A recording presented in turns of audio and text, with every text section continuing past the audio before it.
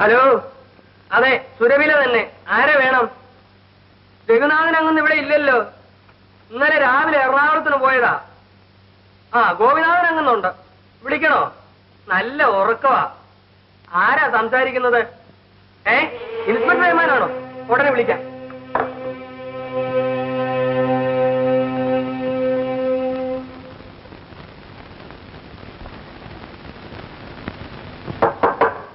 കൊച്ചങ്ങന്നേ, കൊച്ചങ്ങന്നേ, കൊച്ചങ്ങന്നേ, കൊച്ചങ്ങന്നേ, വരുന്നു.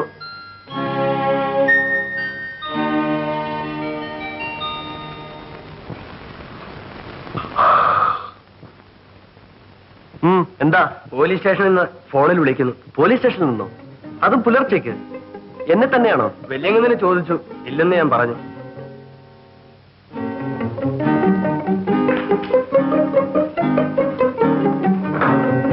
Hello, Gopinath here. Mister Gopinath, ഈ അസമയത്ത് വിളിച്ച് ബുദ്ധിമുട്ടിക്കുന്നതിൽ ക്ഷമിക്കണം. നിങ്ങൾ ഉടൻ പുറപ്പെട്ടു വരണം.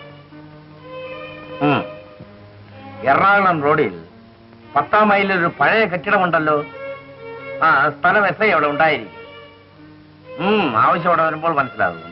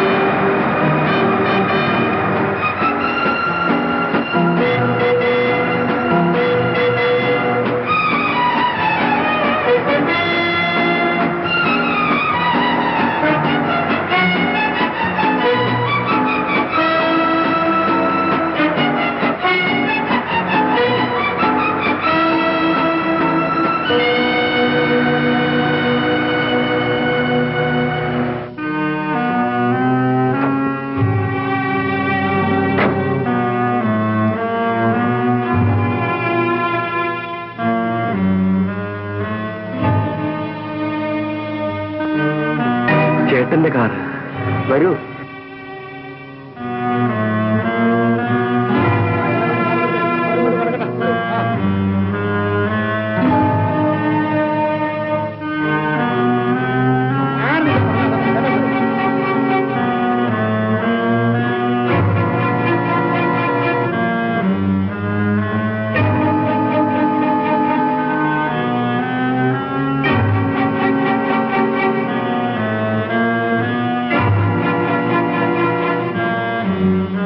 നിങ്ങളാണ് മിസ്റ്റർ ഗോപിനാഥ് അല്ലേ? അതെ, വരണം.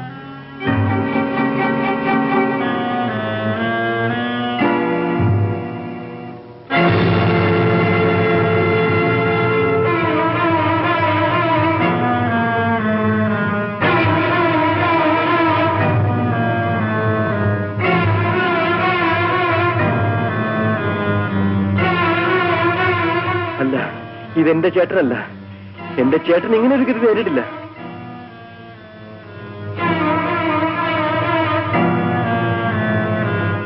ഇതുപോലൊരു മോതിരം എന്റെ ചേട്ടനുണ്ടായിരുന്നു.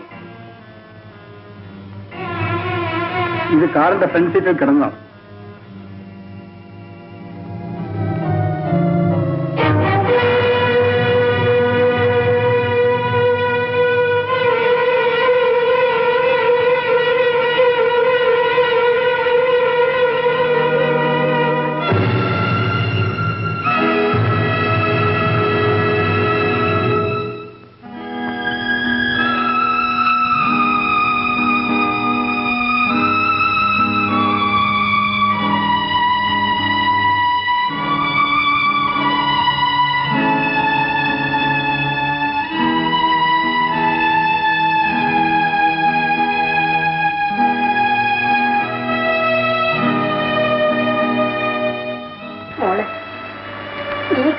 കണ്ണീരുകൊണ്ടൊന്നും ഒരു കാര്യമില്ല. ഇനി ഞാൻ രാത്രി ഇവിടുന്ന് കളിച്ച് തിരിച്ചോണ്ട് ഇറങ്ങിപ്പോയതാണത്. അതിന്റെ വനം ഇതായിരിക്കുമെന്ന് ആരെങ്കിലും അറിഞ്ഞോ? കാത്യായനി, നീ അവളെ ആശ്വസിപ്പിക്കാൻ വേണ്ടിയാണോ ഇതൊക്കെ പറയുന്നത്? ഇത്തരം സന്ദർഭങ്ങളിൽ കുറച്ച് കരയുന്നതും കരയിപ്പിക്കുന്നതും നല്ലതാണ്. ഞാൻ അവിടെ വരെ പോയിട്ട് വരട്ടെ. ഇപ്പോൾ പോസ്റ്റ്മോർട്ടം കഴിഞ്ഞ് വീട്ടിലേക്ക് എടുത്തുക. എനിക്ക് മരുന്നുണ്ട്. ഇവിടെ എങ്ങനെ ഇട്ടോണ്ട്? വേണ്ട, ഞാൻ മാത്രം പോയാൽ മതി. അച്ഛാ, ഞാനും വരാം. എനിക്കും കാണണം. വേണ്ട മോളെ, നിനക്ക് ആ കാഴ്ച കാണാൻ കഴിയുകയില്ല. എനിക്ക് കാണണം. ഞാൻ കാണും. ആ മുഖത്ത് നോക്കാൻ നിന്റെ അച്ഛന് പോലും കരുത്തുണ്ടായില്ല. പിന്നല്ലേ നിനക്ക്? മാത്രമല്ല, നിങ്ങൾ തമ്മിലുള്ള വിവാഹം നിശ്ചയിച്ചിട്ടേ ഉള്ളൂ. നീ അവിടെ ചെന്ന് നിയന്ത്രണം വിട്ട് വല്ലതും കാണിച്ചാൽ നാട്ടുകാർക്ക് അത് മതിയാകും. നീ പറയുന്നതൊന്ന് മനസ്സിലാക്കും. ശരിയാ മോളെ അച്ഛൻ പറയുന്നത്. എന്നാൽ അച്ഛൻ പോയിക്കൊള്ളു. അങ്ങോട്ടെന്നല്ല എങ്ങോട്ട് പോകാനും എനിക്കിപ്പോ വഴിയായ.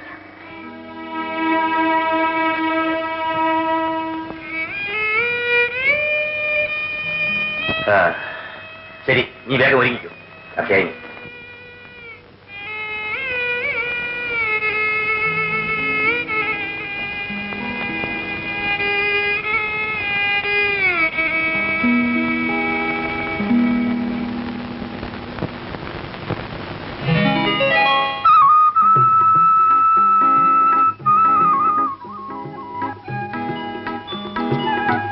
നിന്റെ കണ്ണുകൾ എന്നോട് പലതും ചോദിക്കുന്നു. വിവാഹത്തിന് മുൻപ് മറുപടി പറയാൻ വിഷമമുള്ള ചോദ്യങ്ങൾ. വേണ്ട, സംസാരിച്ച് ഈ അധരങ്ങൾ ക്ഷീണിപ്പിക്കണ്ട.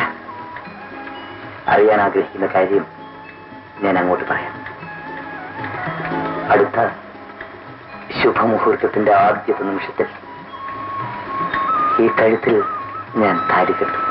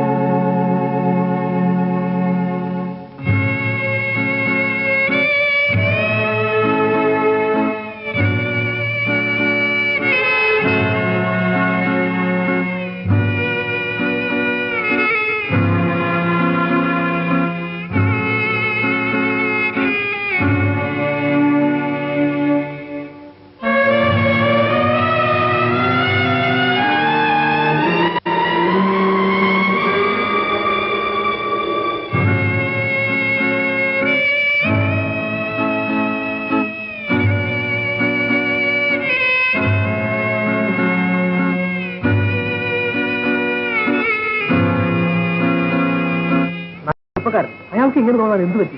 വാസ്തവത്തിൽ എനിക്ക് തീരെ വിശ്വസിക്കാൻ സാധിക്കും.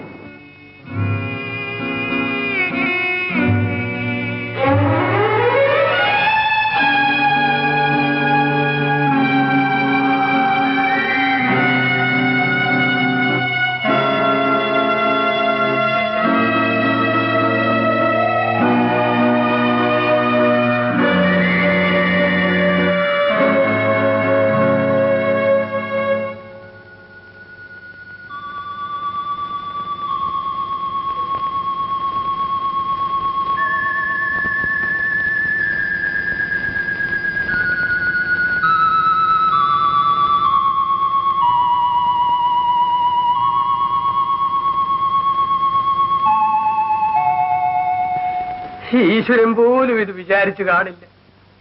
ഇങ്ങനെ ഒരു കടുങ്കൈ കാണിക്കാൻ ഇവിടെ എന്ത് കാരണമുണ്ടായെന്നാ എനിക്ക് മനസ്സിലാവാത്തത്. ആർക്കും അറിയാൻ മേലാത്ത അത് തന്നെയാണ് കുട്ടപ്പ. ഇവിടെ വല്ലതിനും ഒരു കുറവുണ്ടായിരുന്നു. സുമതിക്കുഞ്ഞിനെ അങ്ങോട്ടും രഘുക്കുഞ്ഞിനെ ഇങ്ങോട്ടും ഇഷ്ടവുമായിരുന്നു. ആർക്കും ഒരു എതിർപ്പും ഉണ്ടായിരുന്നില്ല. ആ കുഞ്ഞിന്റെ സ്ഥിതിയായി എടുക്കാനും വെക്കാനും ഇല്ലാത്തത്. കുട്ടപ്പൻ ചേട്ടാ, ഞങ്ങളൊരമ്മയ്ക്ക് പിറന്നവരല്ലെന്നുള്ളത് ശരിയാണ്. എന്നാലും ഞാൻ ഒരിക്കലും അങ്ങനെ ചിന്തിച്ചിട്ടില്ല. അങ്ങനെ ചിന്തിക്കാൻ അച്ഛനൊട്ട് വഴി വെച്ചിട്ടുമില്ല. പക്ഷെ ഇക്കാര്യത്തിൽ ഇപ്പോൾ നാട്ടുകാർ എന്നെയാ കുറ്റം പറയുന്നത്. പലപ്പോഴും ചേട്ടൻ അനാവശ്യമായി പണം ധൂർത്തടിക്കുന്നു കാണുമ്പോ ഞാൻ അല്പം ഉച്ചത്തിൽ സംസാരിച്ചു പോയിട്ടുണ്ട്.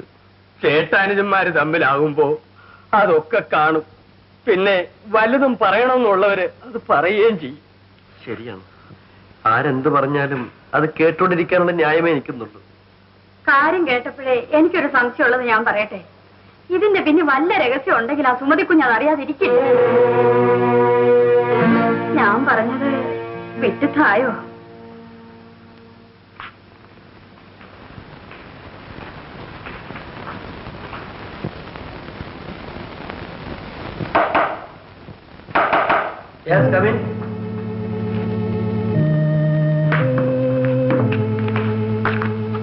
ചില വിവരങ്ങൾ ചോദിക്കാനുണ്ടായിരുന്നു. ഇരിക്കണം. മിസ്റ്റർ രഘുനാഥന് ശത്രുക്കളായ ആരെങ്കിലും ഉണ്ടായിരുന്നോ? എന്റെ അറിവിൽ അങ്ങനെ ആരെങ്കിലും ഉണ്ടെന്ന്. ഇതൊരു ആത്മഹത്യയാകാൻ ഇടയില്ല. അങ്ങനെ സംശയിക്കാൻ കാരണം? രഘുനാഥന്റെ തലയോട് പൊട്ടിയിട്ടുണ്ട്. അടിച്ചതോ ഇടിച്ചതോ ആകാമെന്നാണ് പറയുന്നത്. കത്തെഴുതിയ ന്യായം എന്തു തന്നെ ആയാലും രഘുനാഥനെ പോലെ ഒരാൾ ഇത്രയ്ക്ക് ഭീകരമായൊരു മാർഗം ആത്മഹത്യ ചെയ്യാൻ സ്വീകരിച്ചു എന്നുള്ളത് സംശയകരമാണ്. സംഭവ സ്ഥലത്ത് ഒന്നിലധികം കാലടികൾ കാണുന്നു എന്നത് മറ്റൊരു കാരണമാണ്. കാറിൽ ഉണ്ടായിരുന്നുവെന്ന് പറയപ്പെടുന്ന പണവും കാണുന്നില്ലെന്നത് വല്ല കള്ളസംഘവും ഇതിന്റെ പിന്നിൽ ഉണ്ടാവാൻ ഇടയുണ്ടെന്നും ചിന്തിപ്പിക്കുന്നു. ഇൻസ്പെക്ടർ, ഇത് സത്യമാണെങ്കിൽ ആരായിരുന്നാലും ആ കൊലയാളിയെ കണ്ടുപിടിക്കണം. അതിനുവേണ്ടി എത്ര പണം വേണമെങ്കിലും ഞാൻ ചെലവാക്കാൻ ഒരുക്കമാണ്.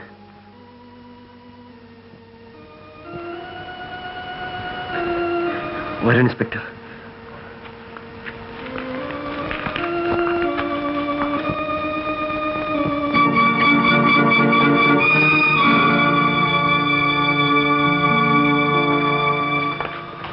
ഇൻസ്പെക്ടർ, എന്റെ ചേട്ടനെ പറ്റി ചിലതെല്ലാം പറയാനുള്ളത് കൊണ്ടാണ് ഞാൻ ഇങ്ങോട്ട് വിളിച്ചത്. പറയൂ. കുറ്റവാളികളെ അന്വേഷിക്കാൻ ഉപകരിക്കുമെങ്കിൽ ഉപയോഗിക്കാം. എന്റെ ചേട്ടനെ പറ്റി എനിക്ക് നല്ലതേ പറയാനുള്ളൂ. പക്ഷെ ആവശ്യം വന്നതുകൊണ്ടാണ് ഞാനിതൊക്കെ പറയുന്നത്. ചേട്ടന് ചില രഹസ്യബന്ധങ്ങളൊക്കെ ഉണ്ടായിരുന്നു.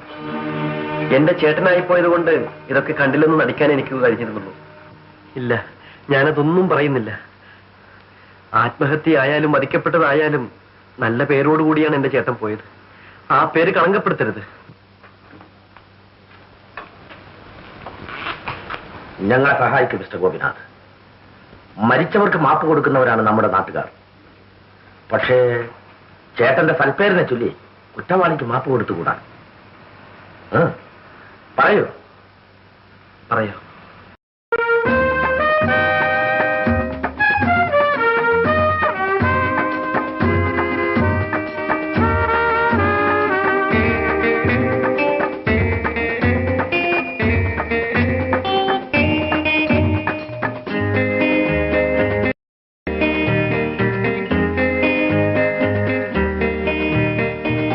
ഒരു ചുംബനം, ഒരു മധുചുംബനം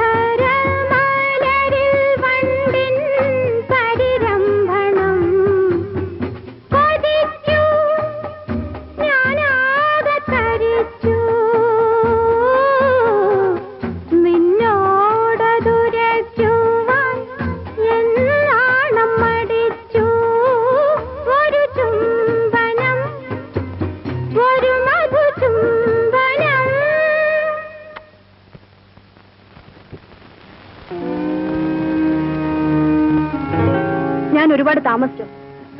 എന്നോട് എന്തെങ്കിലും ചോദിക്കാനുണ്ടോ? മിസ്റ്റർ രഘുനാഥിനെ അറിയാമോ? അദ്ദേഹം ആത്മഹത്യ ചെയ്തെന്ന് കേട്ടു. ആത്മഹത്യ ചെയ്യാനുള്ള കാരണം? അത് ഞാൻ എങ്ങനെയാ അറിയുന്നത്? സത്യം വൈകി പറയുന്നത് കൊണ്ട് നാശവും നഷ്ടവുമേ ഉണ്ടാകും. പറയൂ. ഞാൻ നിരപരാധിയാണ് സാർ. ആയിരിക്കാം. എന്നെ കൂടി വിശ്വസിപ്പിക്കൂ. മരിക്കുന്നതിന് 2 ദിവസം മുൻപ് ഞങ്ങൾ തമ്മിൽ പിണങ്ങിയാണ് പിരിഞ്ഞത്. പിണങ്ങാൻ മാത്രം ഇണക്കത്തിലായിരുന്നു നിങ്ങൾ, അല്ലേ? അതെ സാർ. അദ്ദേഹം എന്നെ വിവാഹം ചെയ്തു കൊള്ളാമെന്ന് പറഞ്ഞതാണ്. പിണങ്ങാൻ കാരണം? അദ്ദേഹം സുമതി എന്നൊരു പെൺകുട്ടിയെ വിവാഹം ചെയ്യാൻ പോകുന്നെന്ന് ഞാൻ കേട്ടു. പിണങ്ങാൻ അത്രയും കാരണം മതി.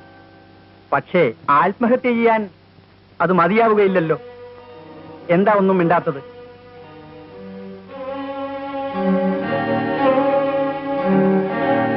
നിന്നോട് കാണിച്ച നന്ദികേടിന് നിനക്കോ നിന്റെ ആൾക്കാർക്കോ രഘുനാഥിനെ വേണമെങ്കിൽ കൊല്ലാം, അല്ലേ? എവിടെ നിന്റെ ചേട്ടൻ? കുറച്ചു ദിവസങ്ങളായി ഞാൻ കണ്ടിട്ടില്ല. അന്വേഷിച്ചില്ലേ? ഇല്ല. കാരണം? എന്റെ ചേട്ടൻ അങ്ങനെയാണ്. എവിടെ പോകുന്നു എന്ന് പറയാറില്ല. എവിടുന്ന് വരുന്നുവെന്ന് ഞാൻ തിരക്കാറുമില്ല. കാശിന് ആവശ്യമുള്ളപ്പോൾ എന്റെ അടുത്ത് വരും, വാങ്ങിക്കും, തിരിച്ചു പോകും. ഓഹോ. രഘുവും നീയും തമ്മിലുള്ള ബന്ധത്തെപ്പറ്റി അയാൾക്കറിയാമല്ലോ? അറിയാം. അപ്പോൾ നിന്നെ വഞ്ചിച്ചവനോട് അയാൾ പ്രതികാരം ചെയ്തിരിക്കാമല്ലോ? ഇല്ല. എന്ന് നിനക്കെങ്ങനെ അറിയാം? രഘുവിനെ എന്റെ ചേട്ടൻ ഒരിക്കലും ഇഷ്ടപ്പെട്ടിരുന്നില്ല. രഘുനാഥിന്റെ കല്യാണക്കാര്യം അറിഞ്ഞപ്പോൾ എന്തായിരുന്നു നിന്റെ ചേട്ടന്റെ പ്രതികരണം? കൊല്ല ഒഴിഞ്ഞു എന്ന് പറഞ്ഞു.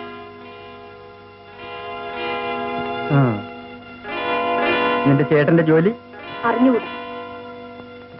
സ്വന്തം കാമുകനെയും നിന്റെ ചേട്ടനെയും പറ്റി നിനക്ക് അറിഞ്ഞുകൂടാത്ത ചില കാര്യങ്ങളാണ് എനിക്കറിയേണ്ടത്. അത് അന്വേഷിച്ചറിഞ്ഞിട്ട് ഞാൻ വീണ്ടും വന്ന് കാണാം.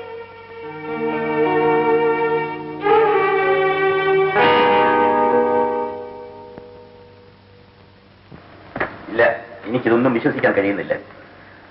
ചേട്ടനുമായി അവൾക്ക് ബന്ധമുണ്ടായിരുന്നുവെന്ന് അവൾ ഇൻസ്പെക്ടറോട് സമ്മതിച്ചു കഴിഞ്ഞു. പക്ഷേ ചേട്ടന്റെ മരണത്തെക്കുറിച്ച് യാതൊന്നും അറിഞ്ഞുകൂടെന്നാണ് പറയുന്നത്. നിന്നേക്കാൾ ഏറെ നിന്റെ ചേട്ടനെ എനിക്കറിയാം. ഇതൊരു കള്ളക്കഥയാണ്. അമ്മാവൻ തെറ്റിദ്ധരിക്കരുത്. വേണ്ടതിനും വേണ്ടാത്തതിനുമൊക്കെ സംഭാവനയും സഹായവും നൽകി നാട്ടുകാരുടെ മുമ്പിൽ നല്ലവനായി നടന്ന ചേട്ടന്റെ മറുവശം കാണാൻ ആർക്കും കഴിഞ്ഞില്ല.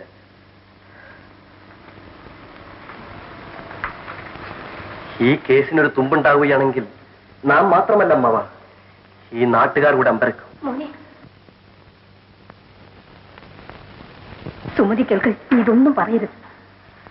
രഘുവിനെ അവൾ അത്രയേറെ വിശ്വസിച്ചിരിക്കുകയാണ്. അവനെ കൊന്നിരിക്കുകയാണെന്നുള്ള കാര്യം പോലും ഞങ്ങൾ അവളെ അറിയിച്ചിട്ടില്ല.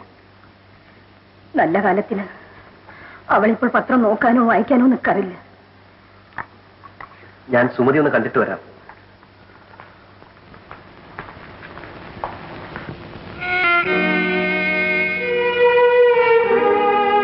സുമതി, ചേട്ടൻ എന്തുകൊണ്ടോ അങ്ങനെ ഒരു വിഡ്ഢിത്തം ചെയ്തു. നിനക്കത് പെട്ടെന്ന് മറക്കാനാവില്ലെന്ന് എനിക്കറിയാം. ആ കാര്യത്തിൽ സ്വയം വേദനിച്ചുകൊണ്ടിരിക്കുന്ന എനിക്ക് നിന്നെ ആശ്വസിപ്പിക്കാനാവില്ല. എന്നാലും ചേട്ടൻ ഇനി തിരിച്ചു വരില്ല എന്നുള്ള യാഥാർത്ഥ്യം അംഗീകരിക്കാതെ കഴിയുമോ? ചോദിക്കുന്നതിൽ വിഷമിക്കരുത്. ചേട്ടൻ ഇങ്ങനെ ചെയ്യാനുള്ള കാരണം സുമതിക്കെങ്കിലും അറിയാമെന്നാണ് എന്റെ വിശ്വാസം.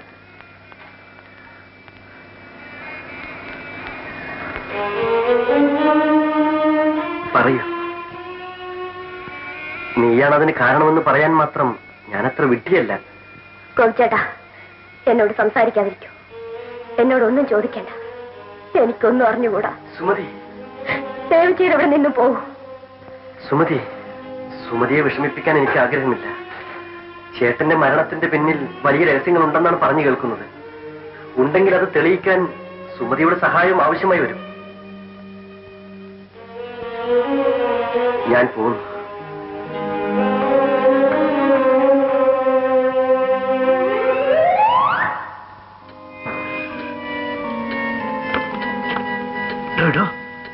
ഏമാ വന്നോ?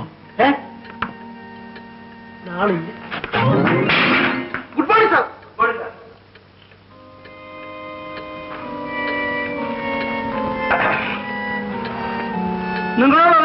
നീ പറഞ്ഞത്? ഏമാനാണോ? ഏമാൻ വന്നില്ലേ? ഇല്ല, ഇന്ന് സാറാണ് ഇവിടുത്തെ ഏമാൻ. ഓഹോ, ഞാൻ ഏമാനായോണ്ടായിരിക്കും വെറും തോക്ക് പാറാൻ നിൽക്കുന്നത്.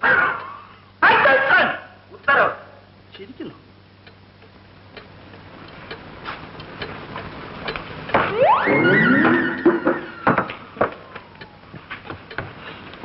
ഇത് ഏമാന്റെ കസേരയാണ്.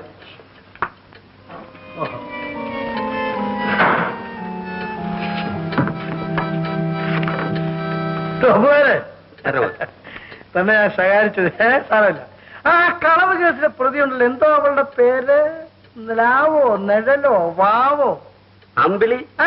എന്ത് കുന്തമെങ്കിലും ആട്ടെ, അവള് സമ്മതിക്കുന്ന ലക്ഷണമില്ലല്ലേ? ഒരു രക്ഷയുമില്ലേ സാറേ. ഈ പീറ കേസെങ്കിലും നമ്മൾ തെളിയിച്ചില്ലെങ്കിൽ ആ രഘുനാഥന്റെ കേസുണ്ടല്ലോ, അതിന്റെ കത്തി തൊടിക്കില്ലേ ഏമാൻ?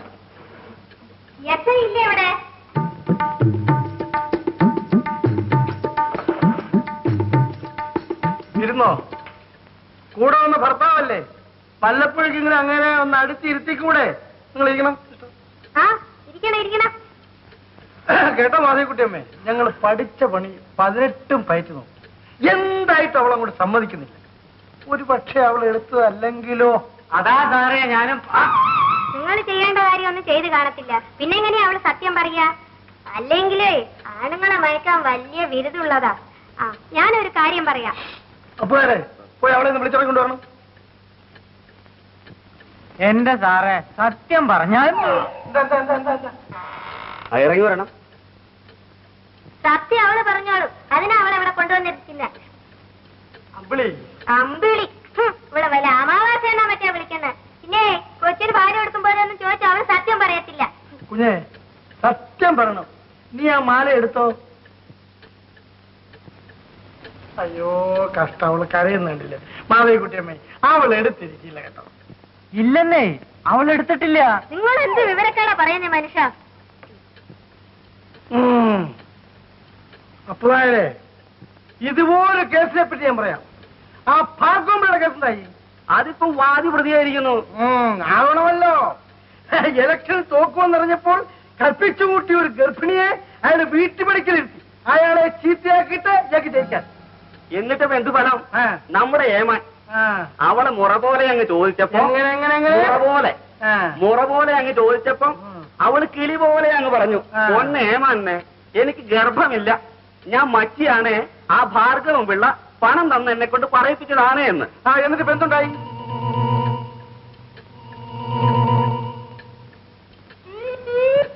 തൂക്കിക്കൊന്നു. തൂക്കിക്കൊന്നു? സത്യം എടുത്ത് സത്യം പറയണം. സാറിന് ഈ ഐഡിയ എവിടെ നിന്ന് കിട്ടി? അപ്പോഴായോണ്ട് ഞാൻ തുറന്നു പറയാം. ഞാനും ഭാര്യയുമായിട്ട് ഈ കേസിനെ പറ്റി രാവിലെ ഒന്ന് ഡിസ്കസ് ചെയ്തിരുന്നു. അതാ ഞാൻ വരാൻ താമസിച്ചു. സത്യം പറയാപ്പോഴേ എന്റെ നിലനിൽപ്പ് തന്നെ അവളുടെ ഒരു ഉറപ്പിട്ട പുറത്താകണം. ഹലോ, അതുകൊണ്ട് ഹലോ ഉത്തരവ് കൊണ്ടുവന്ന് നിർത്തിയിട്ടുണ്ട്. ഉത്തരവ് വരാൻ താമസിക്കോ? ഉത്തരവ് ഇവിടെ കാണും, ഇവിടെ കാണും.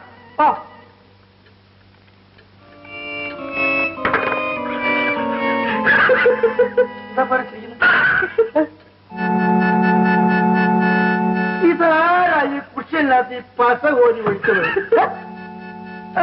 പറഞ്ഞെടുത്ത്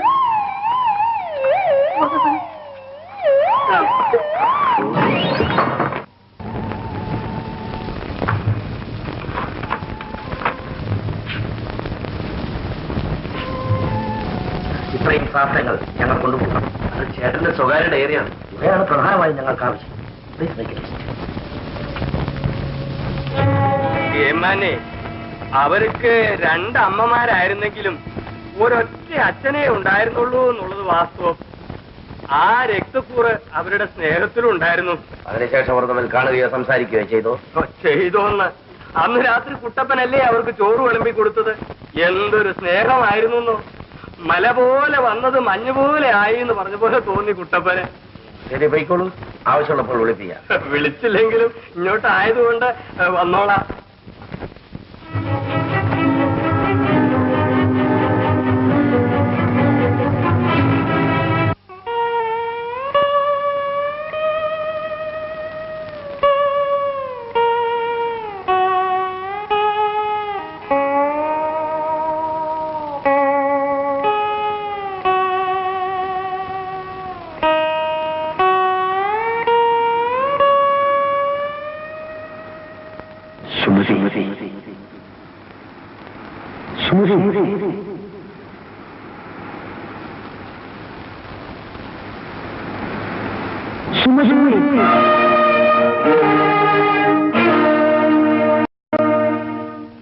ഒരിക്കൽ മാത്രം വിളി കേൾക്കുമോ ഒരു ഗദ്ഗദമായി ഒരു പാഴ്സ്വരമായി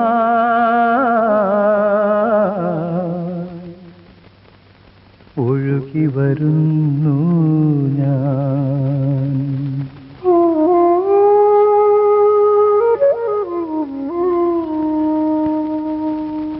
ഒരിക്കൽ മാത്രം വിളി കേൾക്കുമോ ഗദ്ഗദമായൊരു പാഴ്സ്വരമായി ഒഴുകി വരുന്നു ഞാൻ. ഒരിക്കൽ മാത്രം വിളി കേൾക്കുമോ ഒരിക്കൽ മാത്രം.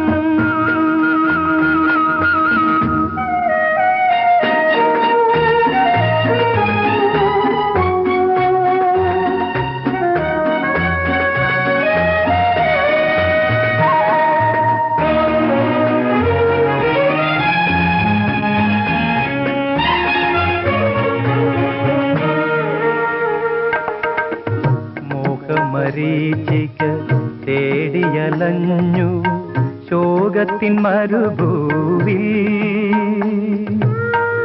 കാലമിളക്കിയ കാറ്റിലടിഞ്ഞു കാത്ത കിനാക്കൾ പൊലിഞ്ഞു വിരിഞ്ഞ സുരഭി മധുവനമേ നീ മറന്നു പോയോ എന്നെ മറന്നു പോയോ. ഒരിക്കൽ മാത്രം വിളി കേൾക്കുമോ ഒരിക്കൽ മാത്രം.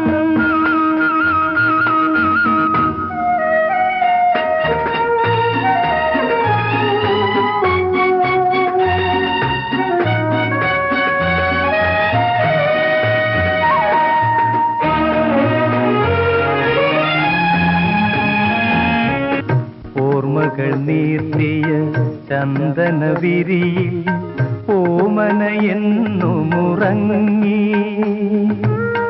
എൻ വേദനകൾ ഗാഥകളായി നിൻ പൊന്നിളം മേനി തലോടി കനിഞ്ഞു നൽകിയ ഹൃദയവുമായി നീ അകന്നു പോയോ എന്നെ വെടിഞ്ഞു പോയോ.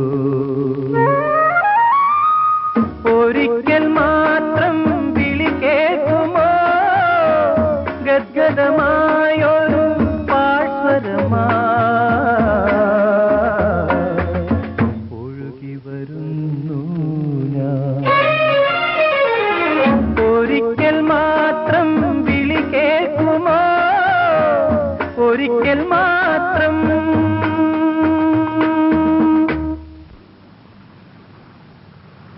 രവിചേട്ടാ രവിചേട്ടാ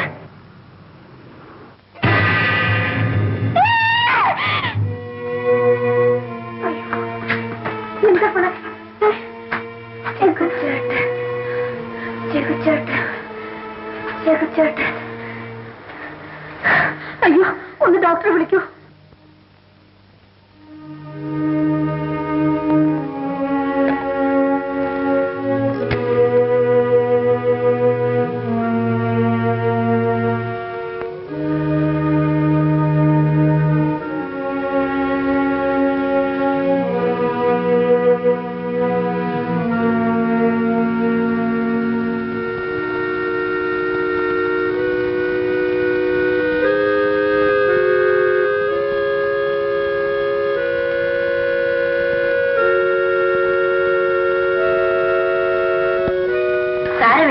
പേടിക്കാനൊന്നുമില്ല.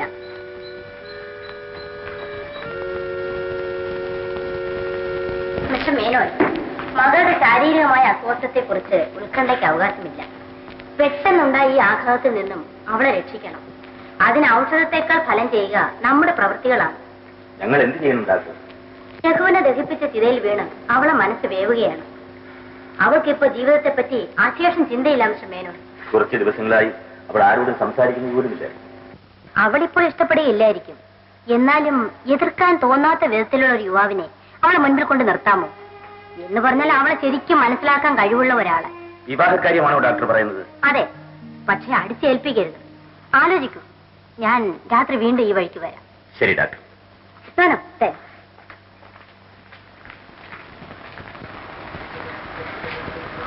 ഡോക്ടർ എന്ത് പറഞ്ഞു?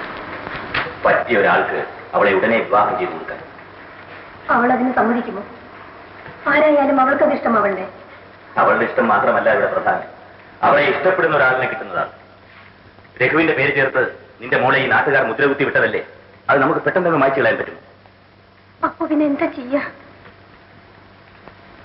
കാര്യം ഞാൻ ഏറ്റു. ദൈവം എല്ലായ്പ്പോഴും എല്ലാ വാതിലുകളും അടച്ചിടാറില്ല. നീ അവളുടെ അടുത്തേക്ക് ചെല്ല.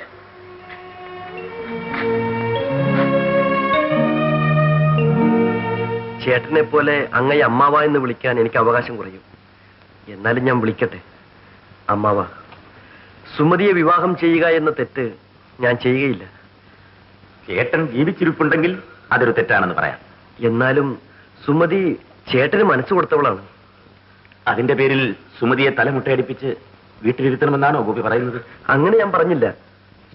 സുമതിക്ക് വേണ്ടത് അവളെ ഈ അവസ്ഥയിൽ മനസ്സിലാക്കാൻ കഴിയുന്ന ഒരു പുരുഷനെയാണ്. രക്തത്തിന്റെ ഗ്രൂപ്പ് നോക്കാൻ പോകണ്ട. കോടതിയിൽ പോയി അവകാശം സ്ഥാപിക്കുകയും വേണ്ട. രഘുവിനെ പോലെ ഞങ്ങൾ നിന്നെയും കണ്ടിട്ടുള്ളൂ. സുമതി നിന്റെ മുറപ്പെണ്ണാണ്. അമ്മാവൻ ഇങ്ങനെ പറഞ്ഞാൽ ഞാൻ വിഷമിച്ചു പോവുകയുള്ളൂ. രഘു ആത്മഹത്യ ചെയ്തതാണെങ്കിൽ അത് സുമതി ദുഃഖിക്കട്ടെ എന്ന് വിചാരിച്ചുകൊണ്ടാവില്ല. അഥവാ കൊല്ലപ്പെട്ടതാണെങ്കിലും അതിന്റെ ഫലം അവൾ അനുഭവിക്കട്ടെ എന്ന് അവൻ കരുതുമോ? നാട്ടുകാരെന്ത് പറയും അമ്മാവ? കേസ് അന്വേഷണത്തിനൊരു രൂപം വന്നിട്ടില്ല. അതിനു മുൻപേ ഇങ്ങനെ ഒരു കാര്യം നടന്നാൽ... വേണ്ടമ്മാവ, വേണ്ട. എന്നെ അതിന് നിർബന്ധിക്കരുത്. ഗോപി, സുമതി ആ ഉമിത്തിയിൽ കിടന്ന് നീറുകയാണ്. ആ നീറ്റൽ അവളുടെ ആത്മാവിനെ ബാധിക്കുന്നതിന് മുമ്പ് എന്തെങ്കിലും ചെയ്യണമെന്ന് എനിക്ക് നിർബന്ധമുണ്ട്. നാട്ടുകാർ എനിക്കൊരു പ്രശ്നമല്ല. അവർ ചോദിച്ചാൽ പറയാൻ എനിക്ക് മറുപടിയുമുണ്ട്. എല്ലാം ഞാൻ സമ്മതിച്ചാലും സുമതി എന്നെ ഇഷ്ടപ്പെടുമോ? അക്കാര്യം ഞാൻ ഏറ്റു. എനിക്കിപ്പോൾ അറിയേണ്ടത് നിന്റെ സമ്മതം മാത്രമാണ്. അവളുടെ ഇഷ്ടം അവൾ എന്നോട് നേരിട്ട് പറയുമെങ്കിൽ എങ്കിൽ മാത്രം ഞാൻ ഒരുക്കമാണ്. രണ്ടിലൊന്നിന്റെ പ്രശ്നമേ ഇല്ല മോളെ. രഘു മരിച്ചു, ഇനി തിരിച്ചു വരില്ല. അപ്പോൾ ആ പുസ്തകം അങ്ങ് മടക്കി വെക്കുന്നതല്ലേ നല്ലത്? മോളെ, ദൈവം നിനക്ക് രഘുവിനെ വിധിച്ചിട്ടില്ല. ദൈവത്തോട് നമ്മൾ വാശി പിടിച്ച തോറ്റു പോവുകയുള്ളൂ. ഗോപിക്ക് നിന്നെ ഇഷ്ടമാണ്. പക്ഷേ നിനക്കത് സമ്മതമാണെങ്കിൽ അവനതിന് നിൽക്കൂ എന്നാണ് പറയുന്നത്. പെൺകുട്ടികളുടെ അച്ഛനമ്മമാർ ആഗ്രഹിക്കുന്നത് അവരെ നല്ല വീടുകളിലേക്ക് അയക്കണമെന്നാണ്. ദൈവം എന്ത് വികൃതി കാണിച്ചാലും നമ്മുടെ ആഗ്രഹത്തെ പൂർണ്ണമായും ധിക്കരിച്ചിട്ടില്ല. നീ സുരഭിലയിലേക്ക് തന്നെ പോകും. അതെ അച്ഛ, ആളെ മാറിയിട്ടില്ല, വീട് മാറിയിട്ടില്ല. അതെ, നിങ്ങൾ ശരീരവും മനസ്സും രണ്ടായി കാണും. ആർക്കും എന്റെ വേദന മനസ്സിലാവില്ല. മനസ്സിലാക്കുന്നു മോളെ. അതുകൊണ്ടാണ് ഇങ്ങനെ പറയുന്നത്. നീ ഇങ്ങനെ നീറി നീറി നശിക്കുന്നത് എത്ര നാൾ ഞങ്ങൾ നോക്കിയിരിക്കണം. ഏതെങ്കിലും കാര്യത്തിൽ ഇന്ന് വരെ അരുതുമോളെ എന്ന് പറയാത്തവനാണ് അച്ഛൻ. നീ കൂടുതലൊന്നും ആലോചിക്കണ്ട. അച്ഛനോട് തന്നെ സമ്മതിച്ചേക്ക്. എന്നെ നിർബന്ധിക്കരുത്. എനിക്കത് ആലോചിക്കാൻ പോലും വയ്യ.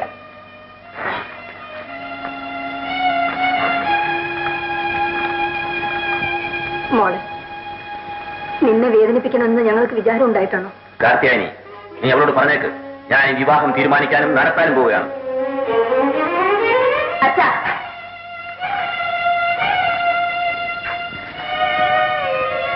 എന്നോട് നേരിട്ട് പറയാൻ അച്ഛന് ധൈര്യമില്ലാത്തതുകൊണ്ടാണ്. ചെവിച്ചേട്ടനോടൊപ്പം ഞാനും മരിച്ചു കഴിഞ്ഞു. ഈ മൃതശരീരം കൊണ്ട് ഇനി എനിക്ക് പ്രയോജനമില്ല. ഇതാ ഞാൻ ഒരുങ്ങിക്കഴിഞ്ഞു. എന്തു വേണമെങ്കിലും ചെയ്തോളൂ.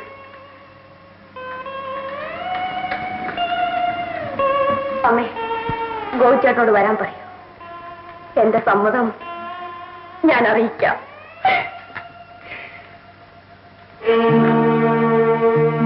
എന്താ തൃപ്തിയായോ?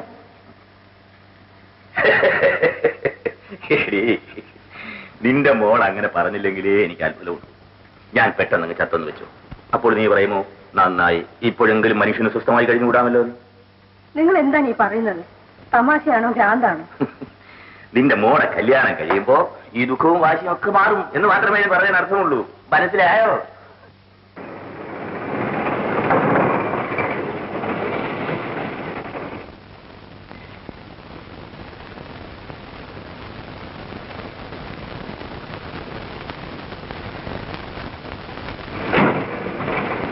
കുഞ്ഞെ, ആ സുമതി കുഞ്ഞിന്റെ അച്ഛൻ ഫോണിൽ വിളിച്ചിരുന്നു. കുഞ്ഞ് കല്യാണത്തിന് സമ്മതിച്ചെന്ന്. എന്നാലും കുട്ടപ്പൻ ചേട്ടാ, ഈ വിവാഹം ഒരു തെറ്റാവില്ല എന്ന് കുട്ടപ്പന് തോന്നുന്നില്ല കുഞ്ഞെ. ചേട്ടൻ മരിച്ച ചേട്ടന്റെ സ്വത്തുക്കൾക്കുള്ള മുഴുവനും അവകാശവും ഇപ്പോഴത്തെ നിലയ്ക്ക് ആർക്കാ? കുഞ്ഞിനല്ലയോ? സുമതി കുഞ്ഞ് ആരുടെ സമ്പാദ്യമാ? അതിനെ രക്ഷിക്കേണ്ടത് ആരാ? എന്നായാലും അതിനൊരു ഭർത്താവ് വേണം. അത് കൊച്ചങ്ങനാകുന്നതിൽ എന്താ തെറ്റ്? അതിന്റെ അച്ഛനും അമ്മയ്ക്കും ഇഷ്ടം, ഇപ്പൊ ആ കുഞ്ഞിനും ഇഷ്ടം. പിന്നെ കൊച്ചങ്ങന്ന് മാത്രം മുഖം തിരിച്ചു നിൽക്കുന്നതിൽ എന്താ ന്യായം? ഏതായാലും അത്ര പെട്ടെന്ന് വേണ്ടെന്നാ കുട്ടപ്പന്റെ അഭിപ്രായം. ആളുകൾ വല്ലതും പറയും. കാര്യത്തിന്റെ കിടപ്പ് മനസ്സിലാക്കാൻ കഴിയാത്ത ആളൊന്നും അല്ല മേനോൻ അദ്ദേഹം. കുഞ്ഞൊന്ന് പറഞ്ഞു നോക്ക്.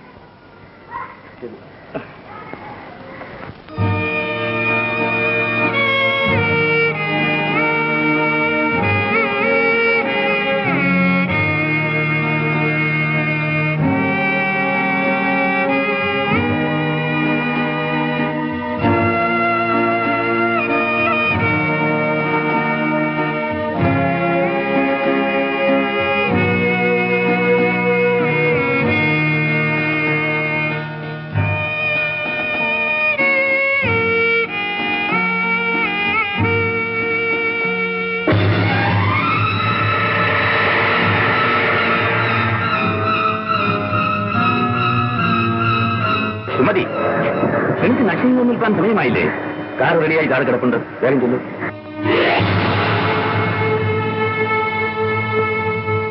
സമയമായി, വേഗം ചെല്ല്. ഞാൻ വിവരങ്ങളൊക്കെ പറഞ്ഞെന്നേ ഉള്ളൂ. എനിക്ക് ധൃതിയൊന്നുമില്ല. പക്ഷേ ആ സദാനന്ദന്റെ കാര്യം മാത്രം വേഗമൊന്ന് തീരുമാനിക്കണം. വൈകിയാൽ അയാൾ വല്ല കുഴപ്പവും ചെയ്തേക്കുമെന്ന് എനിക്ക് ഭയമുണ്ട്. ഗോപി അങ്ങനെ സംശയിക്കാൻ കാരണം? എന്നെ തെറ്റിദ്ധരിക്കരുത്. ചേട്ടന്റെ ശവം ഇവിടെ കൊണ്ടുവന്ന് കിടത്തിയപ്പോൾ ഒന്ന് കരഞ്ഞു കാണിച്ചിട്ട് പോയതാണ് അയാൾ. അതിനുശേഷം ഇതുവരെ അയാൾ തിരിഞ്ഞു നോക്കിയിട്ടില്ല. ചേട്ടൻ കൊല ചെയ്യപ്പെട്ടതാണെന്ന് അറിഞ്ഞപ്പോൾ ആദ്യമായി എന്റെ മനസ്സിൽ തോന്നിയത് അയാളുടെ പേരാണ്. രേഖാമൂലമല്ലാത്ത സാമ്പത്തിക ബന്ധങ്ങൾ അവർ തമ്മിലുണ്ടാകാറുണ്ടോ? ചേട്ടന്റെ സ്വഭാവം വക്കീൽ സാറിന് അറിയാമല്ലോ. ഏത് കള്ളനെയും കണ്ണുമടച്ച് വിശ്വസിക്കും. ഈ സംശയം ഗോപി പോലീസുകാരെ ധരിപ്പിച്ചിട്ടുണ്ടോ? ഉണ്ട്. ശരി, ഗോപി അയാളെ ഒന്ന് കണ്ട് സംസാരിക്കണം. അയാൾ വഴിക്ക് വരുന്നില്ലെങ്കിൽ മാത്രം ഞാൻ ഇടപെട്ടാൽ മതിയല്ലോ. സമാധാനമായിരിക്കണം. എന്നെ സംബന്ധിക്കുന്ന മറ്റൊരു പ്രധാന കാര്യം പറയാൻ ഞാൻ മറന്നുപോയി. ഞാൻ വിവാഹിതനാകാൻ പോകുന്നു. ഓഹോ, പെണ്ണ് സുമതി. ചേട്ടന്റെ? അതെ, അവളുടെ അച്ഛൻ നിർബന്ധിക്കുന്നു. അവൾക്കും സമ്മതമാണെന്ന് പറയുന്നു. നല്ല കാര്യം. ചേട്ടൻ അവകാശപ്പെട്ടതെല്ലാം ഗോപിക്ക് സ്വന്തമാകാൻ പോകുന്നില്ല. കൺഗ്രാറ്റുലേഷൻ. Thank you.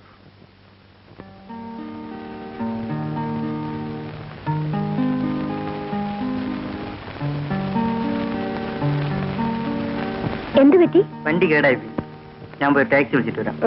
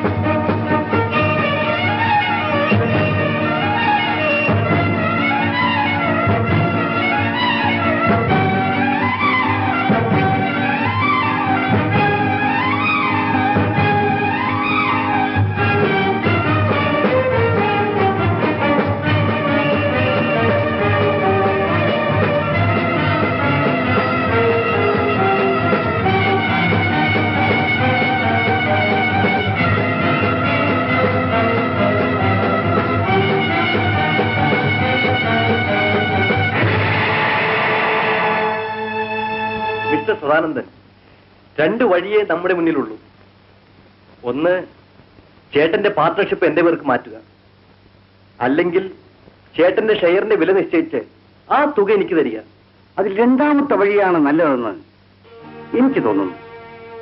ഗോപി എന്ത് പറയുന്നു? നിങ്ങൾ ചേട്ടനോട് രൂപ വല്ലതും വാങ്ങിച്ചിട്ടുണ്ടോ? ഞാനോ? രഘുവിന്റെ ഡയറിയിൽ അങ്ങനെ കുറിപ്പുണ്ടെന്ന് ഞാൻ കേട്ടു. സംഖ്യ 50,000. അതേപ്പറ്റി എന്ത് പറയുന്നു? വാങ്ങിയത് വാസ്തവമാണ്. പക്ഷേ സംഭവം നടക്കുന്ന 2 ആഴ്ചക്ക് മുമ്പ് ആ തുക ഞാൻ തിരിച്ചു കൊടുത്തിട്ടുണ്ട്. ഡയറിയിൽ അക്കാര്യം എഴുതാതിരുന്നത് എന്തുകൊണ്ടാണെന്ന് എനിക്ക് അറിഞ്ഞുകൂടാ. ഗോപി എന്നെ വിശ്വസിക്കും. സത്യമായും ആ തുക ഞാൻ കൊടുത്തിട്ടുണ്ട്. ആ ഒരു ഒറ്റക്കാരണം കൊണ്ടാണ് പോലീസിനെ സംശയിക്കുന്നത്. ഞാൻ എന്ത് ചെയ്യാൻ കഴിയും? തെളിവൊന്നും എനിക്ക് തരാനില്ല.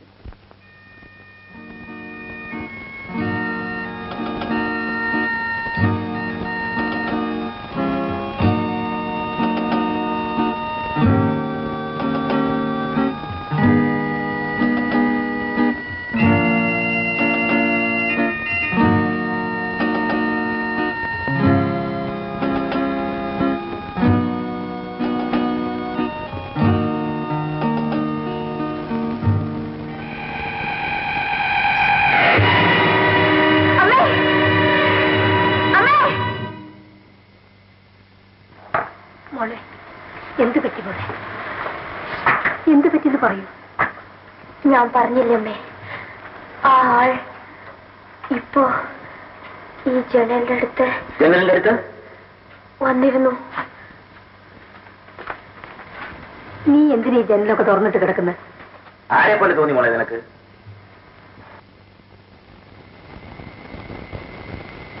അമ്മേ, എന്താ മോളെ? എനിക്കൊരു സംശയം. ആ ആൾ ചെക്കുചേട്ടനെ പോലെ തന്നെ ഇരിക്കുന്നു അമ്മേ. നിന്റെ തോന്നലായിരിക്കും. ഇവിടെ ആര് വരാനാ? അങ്ങനെ വന്നാൽ തന്നെ അത് രഘുവെന്നത് എങ്ങനെയാ? ഇവളിവിടെ തന്നെ കിടക്കണ്ട. മീനാക്ഷിയോട് ഇവിടെ വന്ന് കിടന്നോളാം പറ. വേണ്ടച്ചാ, എനിക്ക് പേടിയൊന്നുമില്ല.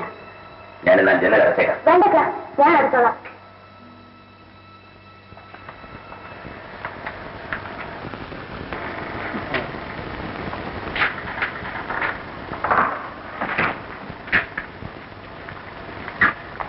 എനിക്കെന്തോ പേടിയാവുന്നു. വല്ല ഭ്രാന്തന്മാരും നിന്റെ മകളെ 1-2 തവണ നോക്കിയെന്ന് വിചാരിച്ച് അവൾ ഇത്രത്തോളം അത് തന്നെ വിചാരിച്ചുകൊണ്ടിരിക്കണമെന്നുണ്ടോ? രഘു തന്നെ വന്നെന്നാ അവള് പറയുന്നത്. രഘുവിനെ പോലിരിക്കുന്നെന്ന് അവൾ പറഞ്ഞത്. നിന്റെ മകളുടെ സ്വപ്നത്തിന്റെ പുറകെ നടക്കാൻ എന്നെ കൊണ്ടാവില്ല. നിനക്ക് അത്ര ഉത്കണ്ഠയുണ്ടെങ്കിൽ നീ അവിടെ കാവലിരുന്നു. ചൈത്രയാമിനി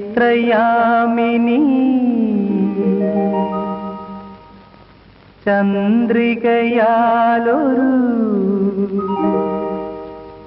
ചിത്രനീരാളം വിരിച്ചു.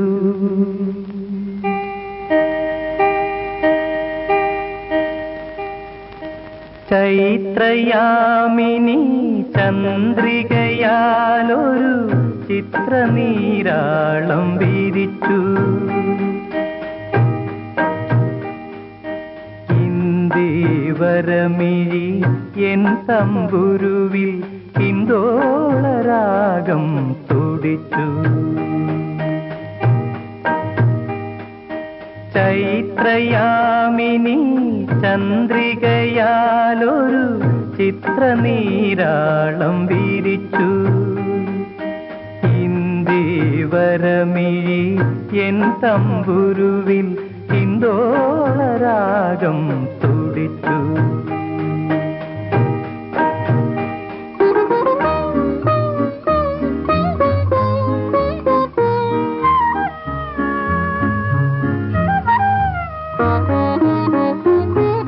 സപ്തസ്വരങ്ങളാ കോരിത്തരിക്കുന്ന സപ്തതന്ത്രിയെ പോലെ.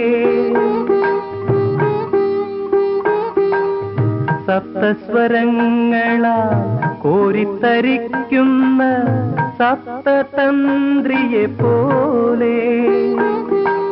സിന്ദൂരകിരണങ്ങൾ ചുംബിച്ചുണർത്തുന്ന സന്ധ്യാപുഷ്പിയെ പോലെ. നീയുണർന്നു മുന്നിൽ നീ വിടർന്നു. നാദമായി ഞാൻ നിന്നിൽ അലിഞ്ഞു ചേർന്നു.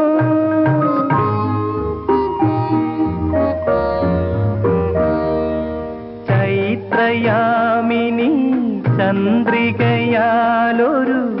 ചിത്രനീരാളം വിരിച്ചു. ഇന്ദീവരമിഴി എൻ തമ്പുരുവിൽ ഹിന്ദോളരാഗം തുടിച്ചു.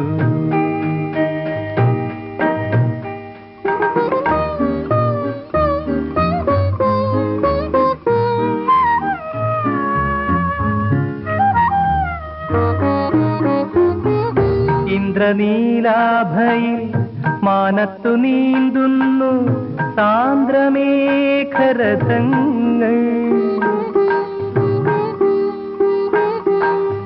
ഇന്ദ്രനീലാഭയിൽ മാനത്തു നീന്തുന്നു സാന്ദ്രമേഘരഥങ്ങൾ.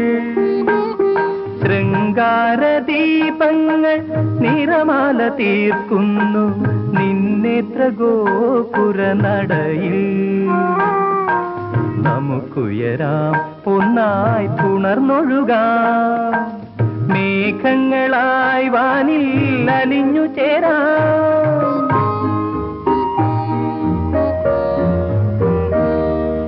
ചൈത്രയാമിനി ചന്ദ്രികയാലൊരു ചിത്രനീരാളം വിരിച്ചു.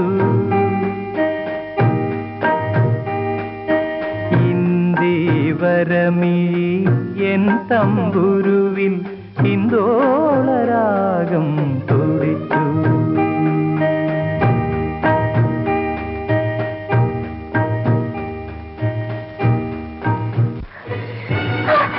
സുമതി, ഞാനാണ് നിന്റെ രഘുചേട്ടൻ.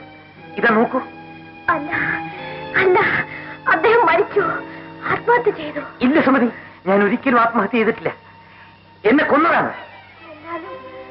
മരിച്ചാൽ ഭയപ്പെടേണ്ട സുമതി, എന്നെ വിശ്വസിക്കൂ. നിനക്ക് വിശ്വാസം വരുന്നതുവരെ ഞാൻ നിന്റെ അടുത്തേക്ക് വരില്ല. ഇരിക്കു സുമതി. ഞാൻ എങ്ങനെയാണ് കൊല ചെയ്യപ്പെട്ടതെന്ന് നിനക്കറിയണ്ടേ? ആ കൊലയ്ക്ക് ഞാൻ മാത്രമേ ദൃക്സാക്ഷിയായി ഉണ്ടായിരുന്നുള്ളൂ. ഇരിക്കു സുമതി. നിന്നോട് യാത്ര പറഞ്ഞുകൊണ്ടാണ് ഞാൻ എറണാകുളത്തേക്ക് പോയത്. അവിടെ നിന്ന് കിട്ടാനുണ്ടായിരുന്ന 5000 രൂപയും വാങ്ങി ഞാൻ തിരിച്ചു വരികയായിരുന്നു.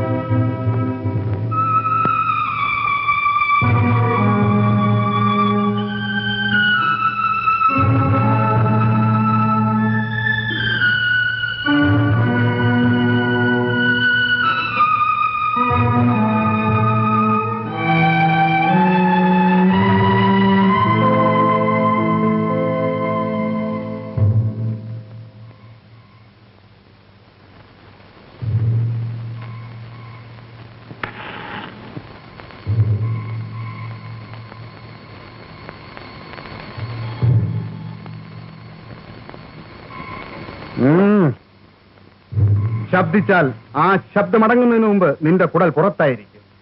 നീ ആരാണ്? നിനക്കെന്താണ് വേണ്ടത്? ഞാൻ ആരാണെന്നറിഞ്ഞിട്ട് നിനക്ക് ഒരു കാര്യവുമില്ല. കാരണം നിന്നെ ഞാൻ കൊല്ലാൻ പറയാനുള്ളത് മുഴുവൻ പറയട്ടെ. ഇതൊരു കൊലപാതകമാകരുതെന്ന് എനിക്ക് നിർബന്ധമുണ്ട്. അതിന് നിന്റെ സഹായം എനിക്ക് വേണം. ഇതൊരു ആത്മഹത്യയാക്കി മാറ്റിത്തരണം. മരിക്കുന്ന നിനക്ക് ഇതുകൊണ്ട് ഒരു നഷ്ടവും വരാനില്ല. എന്തിനു വേണ്ടിയാണ്, ആർക്ക് വേണ്ടിയാണ് നീ ഇത് ചെയ്യുന്നത്? ആവശ്യമില്ലാത്ത കാര്യങ്ങൾ ചോദിക്കരുത്. കേൾക്കാനും പറയാനും എനിക്ക് നേരമില്ല. എങ്ങനെ മരിക്കുവാനാണ് ഉദ്ദേശം?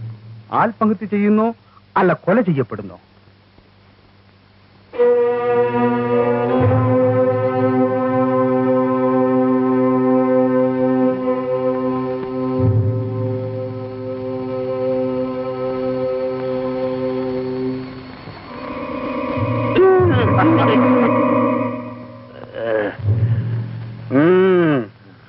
ഇങ്ങനെ ഈ ഉടലാകെ വ്രണങ്ങൾ ഉണ്ടാക്കി നിന്നെ ഞാൻ കൊല്ലും. അതുകൊണ്ട് ആത്മഹത്യ ചെയ്യുന്നതാണ് നിനക്ക് നല്ലത്. എന്നാൽ വേദനിച്ച് പിടയാതെ മരിക്കാം. അതിന് ഞാൻ എന്ത് ചെയ്യണം? അങ്ങനെ ചോദിക്കുക. ഞാൻ ആത്മഹത്യ ചെയ്യുന്നുവെന്നും അതിനാരും കുറ്റക്കാരല്ലെന്നും എനിക്ക് എഴുതി ഒപ്പിട്ട് തരണം. എന്റെ ബ്രീഫ് കേസിൽ പേപ്പറും പേനയും ഉണ്ട്. ആഹാ,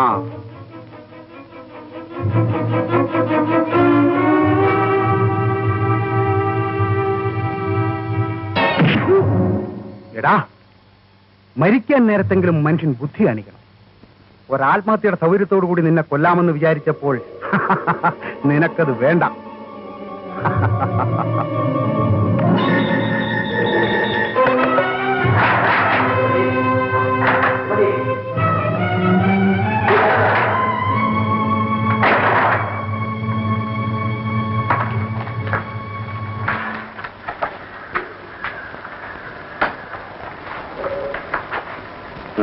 നീ ആരോടാണ് സംസാരിച്ചുകൊണ്ടിരുന്നത്? രഘുചേട്ടൻ? ഓ, നിനക്ക് ഭ്രാന്ത് തന്നെയാണ്. മരിച്ചുപോയാൽ ഇവിടെ ഇങ്ങനെ വരുന്ന സംസാരിക്കാനാ? രഘുചേട്ടൻ ആത്മഹത്യ ചെയ്തതെന്നാണോ നിങ്ങൾ പറയുന്നത്? അതെ. അല്ലമ്മേ, അദ്ദേഹത്തെ ആരോ കൊന്നതാണ്. അങ്ങനെ ആണെങ്കിൽ തന്നെ അവൻ ഉടലോടെ ഇവിടെ എങ്ങനെ വന്നു എന്നാണ് എനിക്കറിയേണ്ടത്. അതെനിക്ക് അറിഞ്ഞൂടാ. എനിക്ക് പറഞ്ഞുകൂടാ. സുമതിയും ഉറപ്പിച്ചു പറയുന്നു അത് രഘു തന്നെയാണെന്ന്. ഈ കണക്കിന് അങ്ങോട്ട് പോയാൽ അവളെ വല്ല ഭ്രാന്താശുപത്രിയിലും കൊണ്ടുവിടേണ്ടി വരുമെന്നാണ് എനിക്ക് തോന്നുന്നത്. ആരോ സംസാരിക്കും നിങ്ങൾ കേട്ടെന്ന് പറഞ്ഞില്ലേ? അതെ, ഞാൻ ആത്മഹത്യ ചെയ്തതല്ല, എന്നെ ആരോ കൊലപ്പെടുത്തിയതാണ് എന്നൊക്കെ അവൻ പറഞ്ഞുവെന്ന്.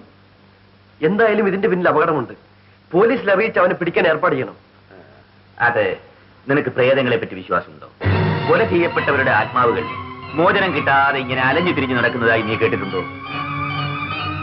അമ്മാവൻ എന്തൊക്കെയാണ് ഈ പറയുന്നത്? ചേട്ടന്റെ പ്രേതം വന്നുവെന്നോ? പിന്നെ ഇതെങ്ങനെ സംഭവിക്കാനാണ്? അമ്മാവൻ സമാധാനമായി പോകണം. സുമതിയെ ഒറ്റയ്ക്കൊരു മുറിയിൽ കഴിയാൻ അനുവദിക്കരുത്. ഇനി അങ്ങനെ വല്ലതും സംഭവിക്കുകയാണെങ്കിൽ നമുക്ക് എന്തെങ്കിലും ചെയ്യാം. നിഴൽ കണ്ട് തോക്കെടുക്കുന്ന എന്തിനാണ്? ശരി.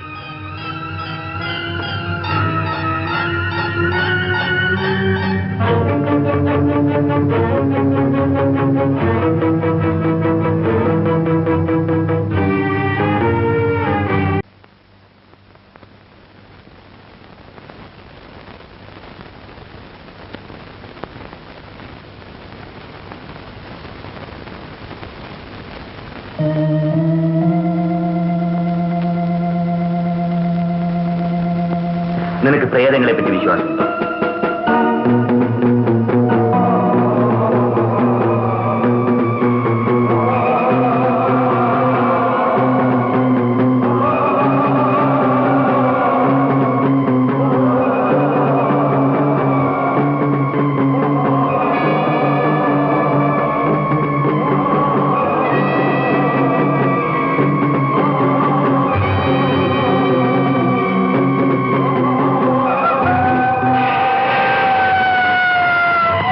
കൊല ചെയ്യപ്പെട്ടവരുടെ ആത്മാവുകൾ മോചനം കിട്ടാതെ ഇങ്ങനെ അലഞ്ഞു തിരിഞ്ഞു നടക്കുന്നതായി നീ കേട്ടിട്ടുണ്ടോ?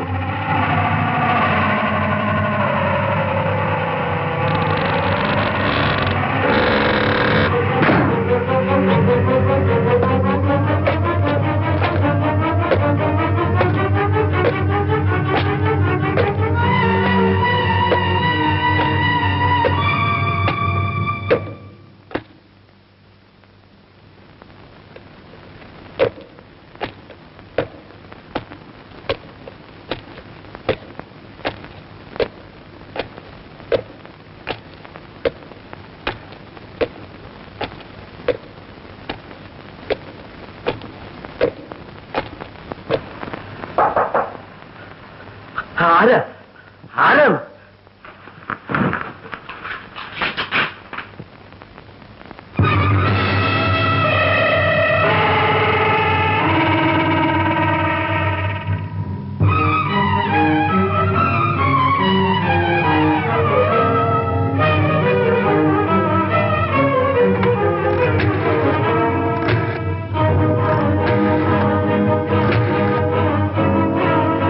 ഹലോ, പോലീസ് സ്റ്റേഷനല്ലേ? എസ് ഐ ഇല്ലേ അവിടെ? ഒന്ന് വേഗം കൊടുക്കൂ. ഇൻസ്പെക്ടർ അല്ലേ? ആ, സുരഭയിൽ നിന്നാണ് സംസാരിക്കുന്നത്. ഒന്ന് ഇങ്ങോട്ടൊന്ന് വരണം. ആ, ഇവിടെ വന്നിട്ട് പറയാം. സംസാരിക്കുന്നതാ രഘുനാഥ്. ആരാണെന്നാ പറഞ്ഞത്? രഘുനാഥ്. അദ്ദേഹം ഇതാ പുറപ്പെട്ടു കഴിഞ്ഞു.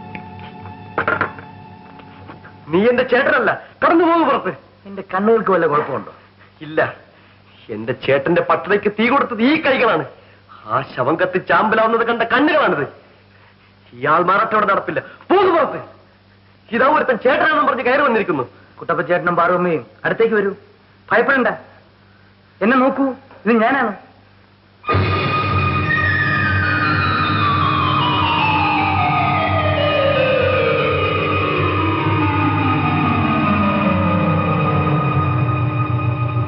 നമ്മുടെ രഘുക്കുഞ്ഞിനെ പോലെ തന്നെയുണ്ട്.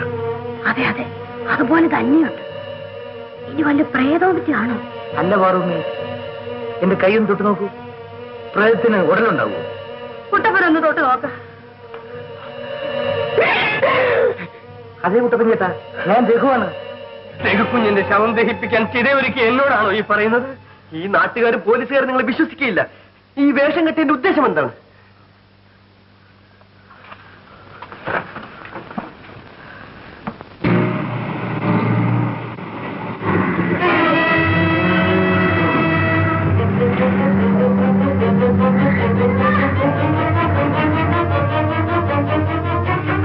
ഇൻസ്പെക്ടർ, ചോദിക്കാനും പറയാൻ നിൽക്കട്ടെ, പിടിക്കുവിടുന്നേ. എന്റെ ചേട്ടന്റെ രൂപസാദൃശ്യം ഉള്ളതുകൊണ്ട് ഇവിടെ ഒന്ന് നാടകം നടത്തുകയാണ്. ഇവൻ തന്നെയാണ് സുമതിയുടെ റൂമിൽ കയറി ചെന്നത്.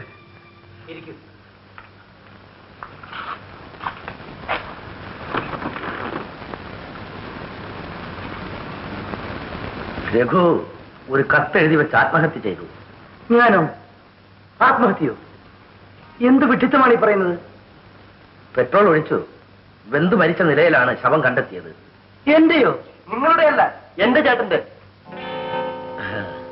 പോസ്റ്റ്മോർട്ടം റിപ്പോർട്ട് നോക്കിയപ്പോഴും മറ്റ് സാഹചര്യങ്ങളെ പറ്റി ചിന്തിച്ചപ്പോഴും ഇതൊരു കൊലപാതകമാണെന്ന നിഗമനത്തിലാണ് ഞങ്ങൾ എത്തിയിട്ടുള്ളത്. എന്നെ കൊല ചെയ്യുന്നു ഇൻസ്പെക്ടർ?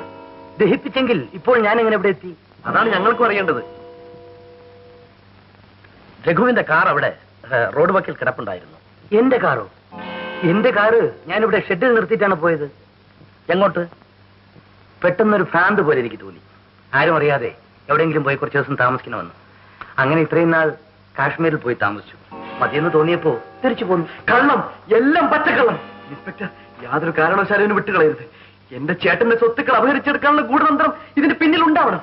മിസ്റ്റർ ഗോപിനാഥ്, നിങ്ങളൊന്ന് ബഹളം ഉണ്ടാക്കാതിരിക്കണം. മിസ്റ്റർ രഘുനാഥ്, എന്തെങ്കിലും ആകട്ടെ, നിങ്ങൾ എന്റെ കൂടെ വരണം.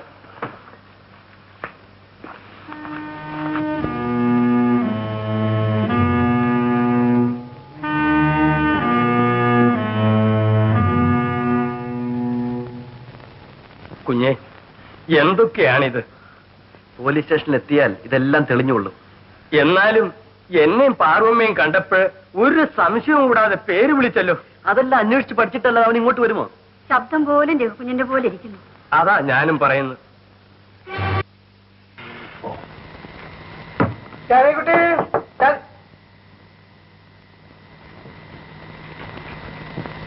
രാത്രി കഥവും തുറന്നിട്ടുണ്ട് കിടന്നുറങ്ങാന്നൊക്കെ പറഞ്ഞത് വല്ല കള്ളന്മാരോ വല്ലതും. ജാനകിക്കുട്ടി, ജാനകിക്കുട്ടി, ഞാൻ പറയുന്ന നീ ഒന്ന് കേക്ക്. നിന്റെ ചക്ക വീണു, എനിക്കൊരു മുയലിനെ കിട്ടി. തുടർന്ന് ചക്ക വീഴുമെന്നും എനിക്ക് മുയലിനെ കിട്ടുമെന്ന് ഞാൻ വിചാരിച്ചായി പിടിപ്പിനായി. ജാനകിക്കുട്ടി, ജാനകിക്കുട്ടി,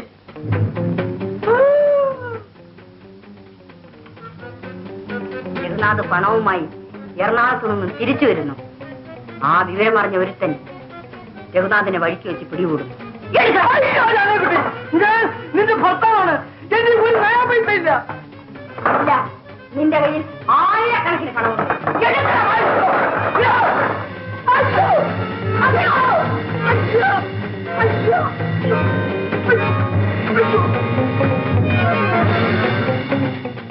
അങ്ങനെ രഘുനാഥ് തലയോട് പൊട്ടി മരിച്ചു. ആത്മഹത്യയാണെന്ന് തെളിയിക്കാൻ വേണ്ടിയിട്ട് പെട്രോളെടുത്ത് ദേഹത്തിൽ ഒഴിച്ചു.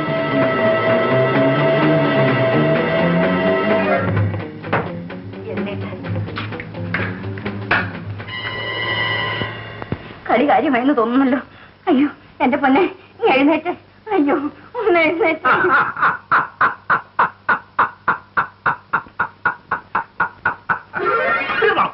തീർന്നു. നിങ്ങൾ ഈ വിവരം നിങ്ങളുടെ മേലുദ്യോഗസ്ഥന്മാരോട് എന്ന് പറയണം. ചെന്ന് പറയാനുണ്ടല്ലോ, ഇതിനെ ചവിട്ടിയെടുത്ത് വെളിയിത്തുള്ളൂ. കാരണം എന്താണെന്ന് അറിയാമോ? ഈ ചത്തവനെന്ന് പറഞ്ഞാൽ പോലീസ് സ്റ്റേഷനിൽ ഇരിക്കുന്നു.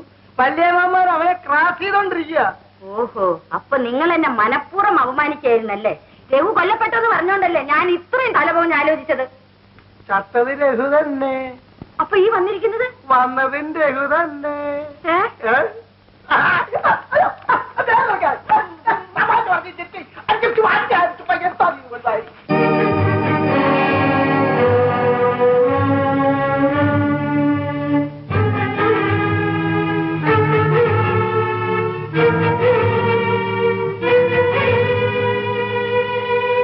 ഗോപിനാഥ്, ഈ നിൽക്കുന്നത് നിങ്ങളുടെ ചേട്ടനാണ്. ഇൻസ്പെക്ടർ അല്ല എന്നുള്ളതിന് യാതൊരു തെളിവുമില്ല. അതുകൊണ്ട് തന്നെ ഞങ്ങൾക്കൊന്നും ചെയ്യാൻ സാധ്യമല്ല. ഇൻസ്പെക്ടർ, ചേട്ടന്റെ ശവം കണ്ടെടുത്തത് നിങ്ങളാണ്. ആ ശവം എന്നെ ഏൽപ്പിച്ചത് നിങ്ങളാണ്. അതൊരു കൊലപാതകമാണെന്നും പറഞ്ഞ് നിങ്ങൾ അന്വേഷണം നടത്തുന്നു. എല്ലാം ശരിയാണ്. അപ്പോൾ ആ കൊലയെപ്പറ്റിയും ആ ശവത്തെപ്പറ്റി നിങ്ങൾ എന്ത് പറയുന്നു? അതേപ്പറ്റി വേറെ അന്വേഷിക്കേണ്ടിയിരിക്കുന്നു. അനിയ, ചത്തുപോയെന്ന് വിശ്വസിച്ചിരുന്ന നിന്റെ ചേട്ടൻ തിരിച്ചു വന്നതിൽ നിനക്ക് ആഹ്ലാദമില്ലേ? നീ അങ്ങനെ ചിന്തിക്കാത്തത്? മരിച്ചുപോയവരാരും ഇതേവരെ തിരിച്ചു വന്നിട്ടില്ല. ഇൻസ്പെക്ടർ, നിങ്ങൾ ഇയാൾ ഇവിടെ വിട്ടേച്ചു പോകാൻ പാടില്ല. ഈ വീട് അന്യർക്ക് താമസിക്കാനുള്ളതല്ല. I am very sorry Mister Gopinath. നിരപരാധികളെ എന്തിന്റെയെങ്കിലും പേരിൽ പിടിച്ചു നിർത്താൻ ഞങ്ങൾക്ക് അധികാരമില്ല. ഞാൻ പോകുന്നു. ഇൻസ്പെക്ടർ, ഇവിടെ വല്ലതും സംഭവിച്ചാൽ അതിന് ഉത്തരവാദി നിങ്ങളായിരിക്കും. അല്ല, നിങ്ങളായിരിക്കും. ഈ നിൽക്കുന്നത് നിങ്ങളുടെ ചേട്ടനാണ്. ഇദ്ദേഹത്തിന്റെ ജീവൻ ഞങ്ങൾ നിങ്ങളെ ഏൽപ്പിക്കുന്നു. ഇദ്ദേഹത്തിന് എന്തെങ്കിലും സംഭവിച്ചു പോയാൽ അതിന് മറുപടി പറയേണ്ടി വരിക നിങ്ങളായിരിക്കും. ഓർമ്മയിരിക്കട്ടെ. ചേട്ടാ, എന്റെ മുറി ഒന്ന് വൃത്തിയാക്കും. എന്നെ വിശ്വാസമില്ലേ? ഓ, ശരിയാക്കാം കുഞ്ഞ്. ഇല്ല, ഈ വീടുമായി നിനക്ക് ഒരു ബന്ധവുമില്ല. അമ്മാവ, എന്നെ വിശ്വസിക്കൂ. ഞാൻ നിങ്ങളുടെ സ്വന്തം സഹോദരിയുടെ മകനാണ്. അനാവശ്യം പറയാതെ ഇറങ്ങി പോകുന്നതാണ് നല്ലത്. മേലാൽ ഈ വീടിന്റെ പടിയിൽ കയറുകയും ചെയ്യരുത്. സുമതിയെ ഗോപിക്ക് വിവാഹം കഴിച്ചു കൊടുക്കാൻ പോകുന്നതായി കേട്ടു. അടുത്ത മാസം നടക്കുകയും ചെയ്യും. നീ ആരാണ് ചോദിക്കാൻ? അമ്മാവ, ഞാൻ ആത്മഹത്യ ചെയ്തിട്ടില്ല. എന്നെ ആരും കൊന്നിട്ടുമില്ല. അത് ഞാൻ വിശ്വസിക്കുന്നു. അതുകൊണ്ടാണല്ലോ നീ ജീവനോട് എന്റെ മുമ്പിൽ നിൽക്കുന്നത്.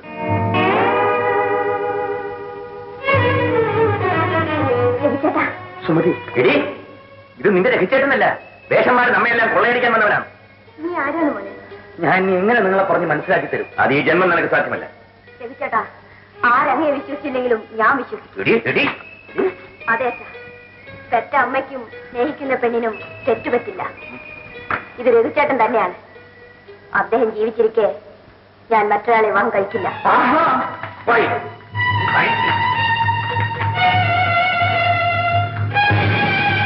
അച്ഛാ, ഇതുകൊണ്ടൊന്നും എന്റെ മനസ്സിന്റെ വാതിൽ അടയില്ല.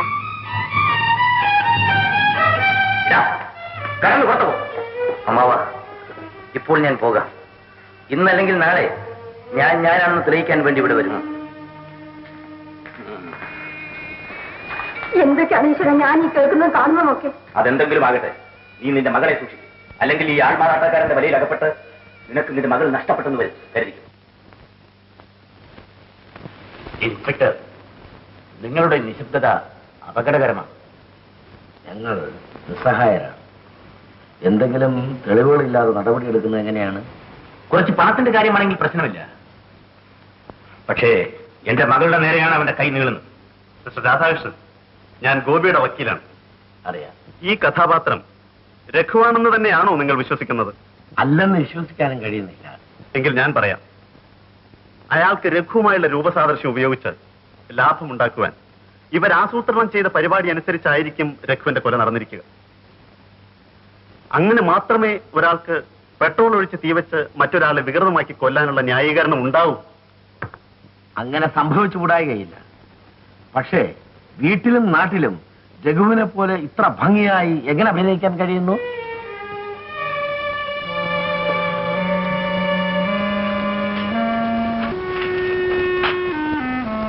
ഇതൊരു സങ്കീർണമായ കേസാണ്. രഘുനാഥന്റെ കത്താണ് ഏറ്റവും വലിയ തലവേദന ഉണ്ടാക്കുന്നത്. അവന്റെ ചലനങ്ങൾ ശ്രദ്ധിക്കുവാൻ ഞങ്ങളുടെ ഒരാളെ ആ വീട്ടിൽ വേലക്കാരനായി നിർത്താമോ? എന്ത് വേണമെങ്കിലും ചെയ്യാം. ശരി, മേലധികാരിയുടെ അനുവാദം വാങ്ങി ഞങ്ങളുടെ ഒരാളെ അങ്ങോട്ട് അയക്കുന്നുണ്ട്. ശരി.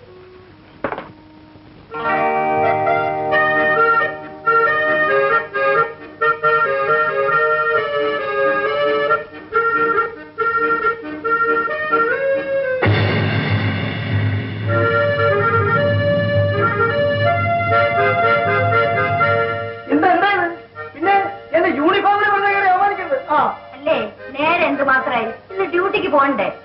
നിങ്ങൾക്ക് പോകാൻ പറ്റൂലെങ്കിൽ പകരം ഞാൻ തന്നെ അങ്ങ് പോകാമെന്ന് വിചാരിക്കുകയായിരുന്നു. അപ്പൊ എനിക്ക് ഉദ്യോഗ ഇറക്കം കിട്ടിയവരും നീ അറിഞ്ഞില്ലേ?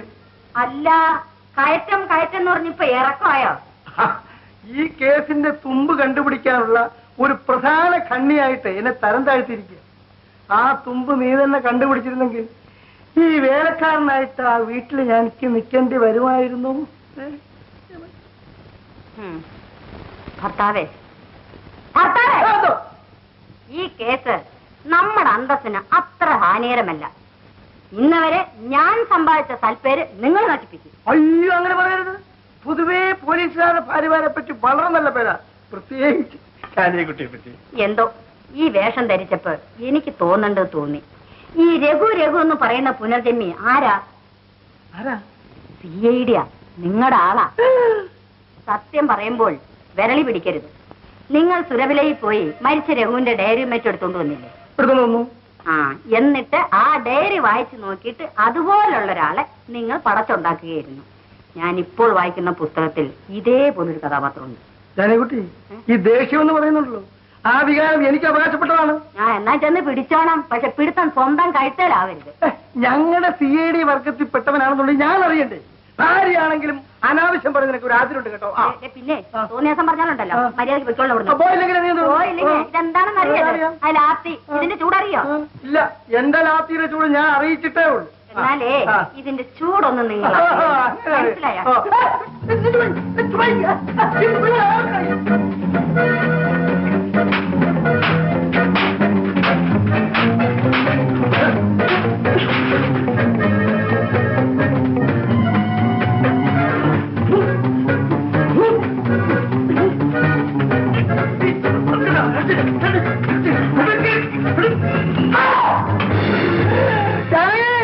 തലയിൽ ഞാനത്ത് പോന്നു, ഒന്ന് ഓടിയെടുക്കാം.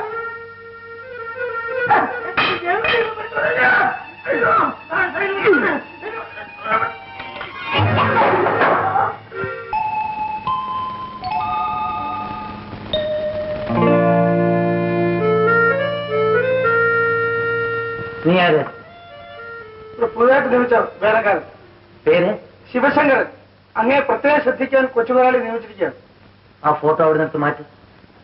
ഇത് ഇവിടുത്തെ മരിച്ചുപോയ ആരുടേതാണെന്ന് ഞാൻ ചോദിച്ചില്ല, എടുത്തു മാറ്റും. ആ ഫോട്ടോ എടുത്ത് മാറ്റാൻ ഞാൻ പറയായിരുന്നു. ഞാനിവിടെ ഉള്ളപ്പോ എന്റെ ഫോട്ടോ വെച്ച് കുഴിക്കുന്നത് എന്തിനാ?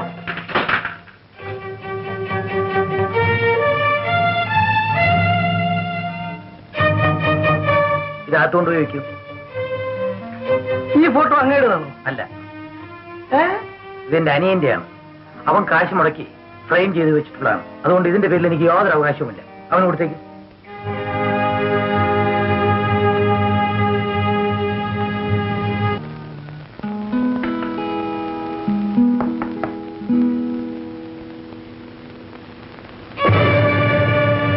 ആരാണ്? എന്നെ അറിയില്ലേ? ഇല്ല. നിന്നെ വിവാഹം ചെയ്തു കൊള്ളാമെന്ന് ഞാൻ വാക്ക് തന്നത് മറന്നുപോയോ? എനിക്ക് വാക്ക് തന്നത് മിസ്റ്റർ രഘുനാഥാണ്. അദ്ദേഹം മരിച്ചുപോയി. അതൊരു കൊലപാതകമായിരുന്നു എന്നറിയാമോ? കേട്ടിരുന്നു. ഞാൻ ആ കേസ് തെളിയിക്കാൻ വന്നതാണ്. നിനക്ക് ആ കേസുമായി ബന്ധമുണ്ട്. അയ്യോ, അതിനെക്കുറിച്ച് എനിക്കൊന്നും അറിഞ്ഞുകൂടാ. നീ ആർക്കു വേണ്ടിയോ കള്ളം പറയും? എനിക്കതിന്റെ ആവശ്യമില്ല.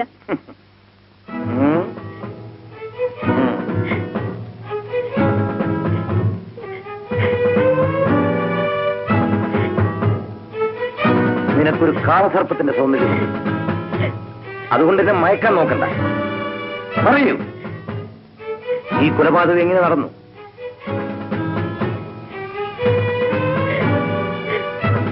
സത്യവും ജീവനും ഒന്നിച്ച് ഈ ശരീരത്തിൽ നിൽക്കില്ലെന്ന് ഓർക്കണം.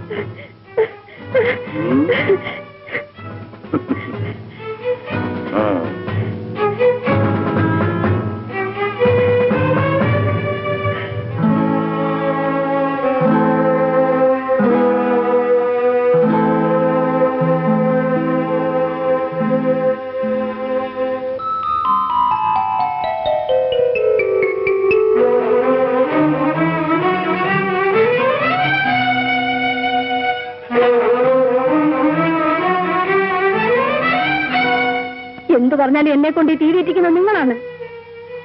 ഞാൻ നിങ്ങളോട് പണം ചോദിച്ചില്ല. എനിക്ക് ആരുടെയും പണവും വേണ്ട. വേണ്ട വേണ്ട, ഒന്നിങ്ങോട്ട് വരണം. എല്ലാം നേരിട്ട് ഞാൻ പറയാം. വന്നില്ലെങ്കിൽ ഞാൻ എന്റെ സത്യം പോലീസുകാരോട് പറയും.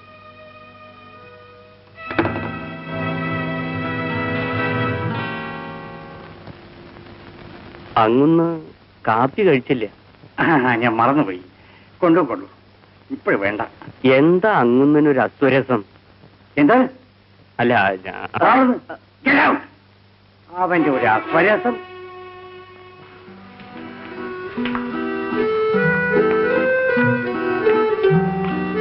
കുട്ടപ്പൻ ചേട്ടാ, കുഞ്ഞെന്തിനാ ഇങ്ങോട്ട് വന്നത്? രഘുചേട്ടനില്ലേ? രഘുചേട്ടനോ?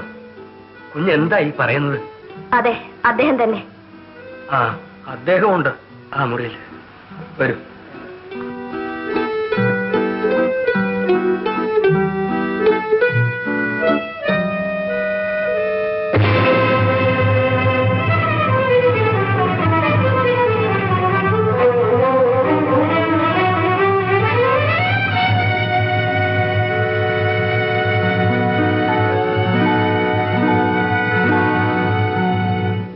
സുമതി, ഞാൻ ആരെങ്കിലും ആട്ടെ, എന്റെ ലക്ഷ്യം നിന്റെ രഘുച്ചേട്ടന്റെ കൊലപാതകയെ കണ്ടുപിടിക്കലാണ്. അതുവരെയെങ്കിലും ഞാൻ രഘുവാണെന്ന് വിശ്വസിച്ച് എന്നോട് സ്നേഹം ഭാവിക്കണം.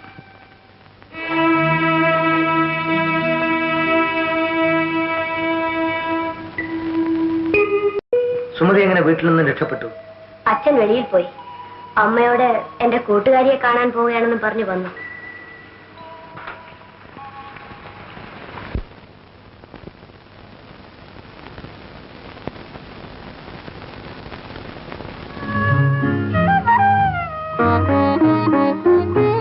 സപ്തസ്വരങ്ങളാ കോരിത്തരിക്കുന്ന സപ്തതന്ത്രിയെ പോലെ, സപ്തസ്വരങ്ങളാ കോരിത്തരിക്കുന്ന സപ്തതന്ത്രിയെ പോലെ, സിന്ദൂരകിരണങ്ങൾ ചുംബിച്ചുണർത്തുന്ന സന്ധ്യാപുഷ്പിയെ പോലെ, നീയുണർന്നു മുന്നിൽ നീ വിടർന്നു, നാദമായി ഞാൻ നിന്നിൽ അലിഞ്ഞു ചേർന്നു.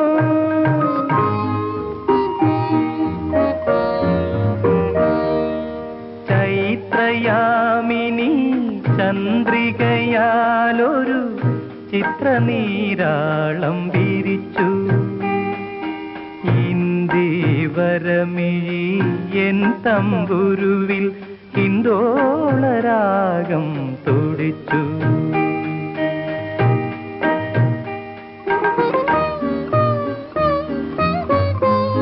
സുമതി, സുമതി,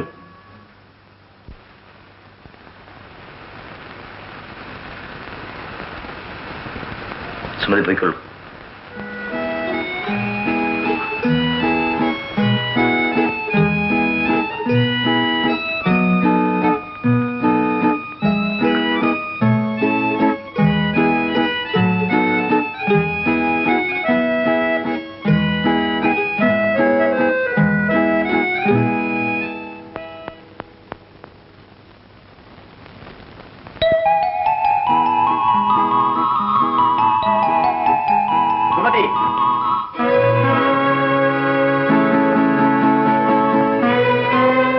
സുരഭിലയിൽ പോയിരുന്നു. ഗോപിയുടെ മുമ്പിൽ കൂടി ആ കള്ളനെ കാണാൻ നീ ചെന്നു അല്ലേ? എന്നെ വിവാഹം കഴിക്കുന്നത് അച്ഛൻ ഇഷ്ടമായിരുന്നു. ആയിരുന്നു. പക്ഷേ അവൻ മരിച്ചുപോയി. അങ്ങനെ പറയരുതല്ല, അദ്ദേഹം മരിച്ചിട്ടില്ല. അയ്യോ, നിനക്ക് ഭ്രാന്താണ്. ആ ഭ്രാന്തിന് കൂട്ടു നിൽക്കാൻ ഞങ്ങൾക്ക് വയ്യ. ഇനി മേലാൽ നീ വീടിന്റെ പടി വിട്ട് പുറത്തിറങ്ങരുത്. നിനക്കൊരു വിവാഹം നടക്കുമെങ്കിൽ അത് ഗോപിയോട് ഒന്നിച്ചായിരിക്കും. അത് ഓർമ്മയിരിക്കണം.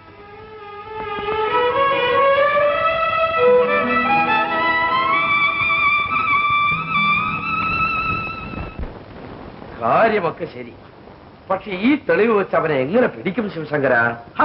സാധാരണ എല്ലാരും പിടിക്കുന്ന പോലെ പിടിക്കണം. അവനെ ഇവിടെ പിടിച്ചോണ്ട് വരുത്തി ഏമാൻ ഒന്ന് ശരിക്ക് പെരുമാറിയാലുണ്ടല്ലോ, ഉള്ളിലുള്ള എല്ലാം പുറത്തു വരും. എങ്ങനെ പെരുമാറണമെന്ന് ഇവിടെ പറയൂ. അല്ല, അത് ഞാൻ ഏമാൻ പറഞ്ഞുകൊണ്ട് ഏമാൻ എത്രയോ പെരുമാറിയ. ഇതാ നമ്മൾ ഇവിടം തൊട്ടാ പെരുമാറി തുടങ്ങുന്നു. വയറ്റിനടിച്ചാൽ വയറിലുള്ളതേ പുറത്തു വരൂ. നമുക്ക് മനസ്സിലുള്ളതാണ് വേണ്ടത്. എന്നാൽ നെഞ്ചു നോക്കിയിരിച്ചാ മതി. നെഞ്ചിലാണോ മനസ്സ്? പിന്നെ എവിടാ മനസ്സിരിക്കുന്നത്?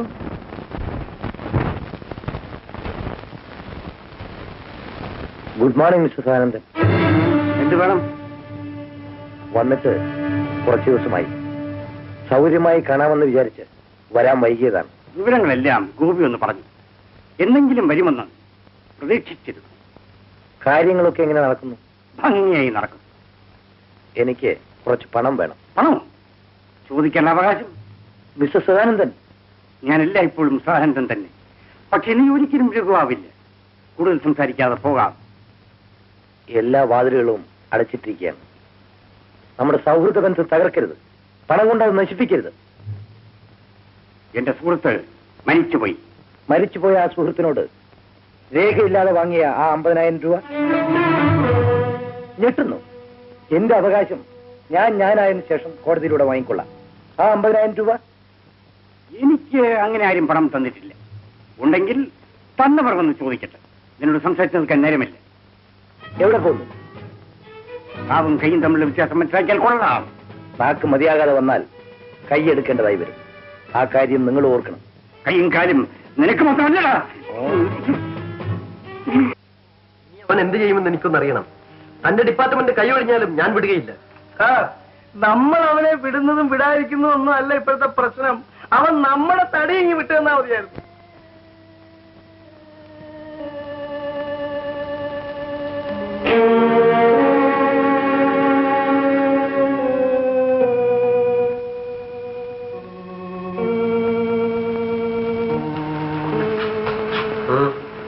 സേഫിൽ പണമില്ലേ ഗോപി?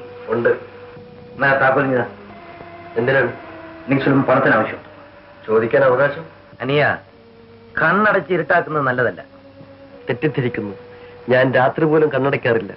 കാരണം ഇരുട്ടായി പോകുമെന്ന് പേടിക്കുകയാണ്. മാറി നിൽക്കൂ. അനിയ, മാറി നിൽക്കാനാ പറഞ്ഞത്.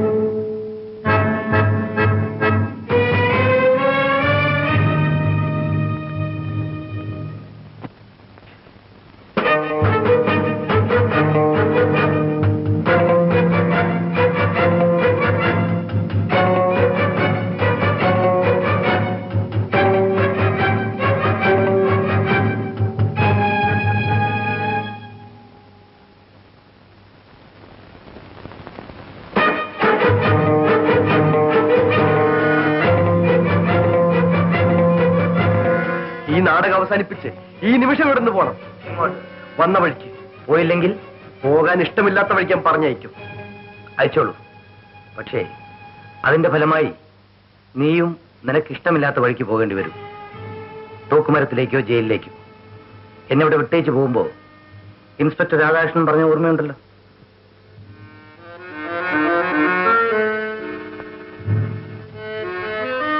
അനിയ,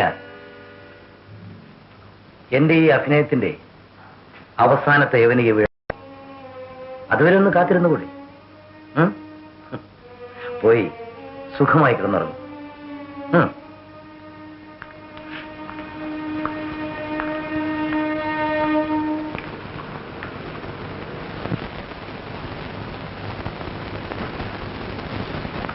വല്ല ഐഡിയ കിട്ടുന്നുണ്ടോ? ഞാൻ കൂടെ തല ചൊറിഞ്ഞു തരാം. ഈ രഘുനാഥ് എന്ന് പറയുന്നവൻ രഘുനാഥ് തന്നെ. അല്ല അല്ല അല്ല അല്ല, നിങ്ങളൊന്ന് അടങ്ങിയിരുന്നേ, ഞാൻ പറയുന്നത് കേക്ക്. നീ എന്ത് പറഞ്ഞാലും ഞാൻ വിശ്വസിക്കാം, ഇത് മാത്രം ഞാൻ വിശ്വസിക്കില്ല. അല്ല കണ്ട, നീ അവിടെ നില്ല കേട്ടോ, ഞാൻ പറയട്ടെന്ന് പറയുന്നില്ലയോ. നിങ്ങൾ അവിടെ ഇരിക്കുന്നേ. ഈ രഘുനാഥ് കൊല്ലപ്പെട്ടിട്ടില്ല, കൊലയാളിയാണ്. നിനക്ക് കിറുക്കാണ്. നിങ്ങൾക്ക് ഇഷ്ടമുണ്ടെങ്കിൽ കേട്ടാ മതി. ഞാനേ തല പുകഞ്ഞാലോചിച്ചിട്ട് കിട്ടിയതാ. കേട്ടെ. രഘുനാഥിനെ ആരോ കൊല്ലാൻ ശ്രമിച്ചു. പക്ഷെ സംഭവിച്ചത് മറിച്ചാണ്. കൊല്ലാൻ വന്നവനെ കൊന്നിട്ട് രഘുനാഥ് വിട്ടു. ശരി, സമ്മതിച്ചു. പിന്നെ അവൻ തിരികെ വന്ന എന്തിനെ? ഈ ചോദ്യമൊക്കെ അങ്ങനെയുടെ ഒന്നും ചോദിക്കരുത്, എന്നോട് ചോദിക്കരുത്. എടി ഭാര്യ, നീ ഇപ്പൊ പറഞ്ഞ ഈ വിഡ്ഢിത്തം ഉണ്ടല്ലോ, ഞാൻ സമക്ഷത്തിൽ ബോധിപ്പിച്ചാൽ എന്റെ വസ്ത്രങ്ങൾ അഴിച്ചു വെച്ച് മുദ്രയും എടുത്ത് എന്നെ നേരെ വീട്ടിലേക്ക് അയക്കും, അറിയോ? എന്നാലേ മേലാല് ഈ കേസിനെ കുറിച്ച് ഒരൊറ്റ ആശ എന്നോട് ചോദിച്ചു. അങ്ങനെ നീ പണങ്ങിയാലോ? ഈ നാട്ടിലെ ജനസംഖ്യയിൽ അങ്ങനെ ഒരു കുറവ് വന്നിട്ടുള്ളതായിട്ട് ഒരു പരാതി ഇതുവരെ ലഭിച്ചിട്ടില്ലല്ലോ. നാട്ടിലെ കാര്യം അവിടെ കിടക്കട്ടെ, ഈ വീട്ടിലെ ജനസംഖ്യയിൽ ഇതേവരെ ഒരു വർധനവ് വന്നിട്ടില്ല എന്നുള്ളൊരു പരാതി പെൻഡിങ്ങിൽ കിടക്കുന്നത് നിങ്ങൾക്ക് ഓർമ്മയുണ്ടോ? ഓ ഓ, ആ പരാതി അതിപ്പോ എന്റെ മാത്രം കുറ്റമാണോ? ഈ കേസന്വേഷണം പോലെ നമുക്ക് രണ്ടും കൂടെ ശ്രമിച്ചു നോക്കാം, പറ്റിയാ പറ്റി.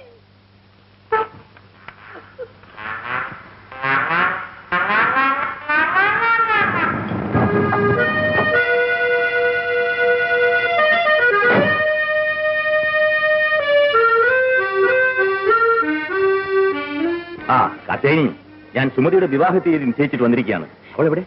ഇവിടെ അങ്ങനെ ഒരു വിവാഹം നടക്കില്ല. മകൾ അവന്റെ കൂടെ ഇറങ്ങിപ്പോയി.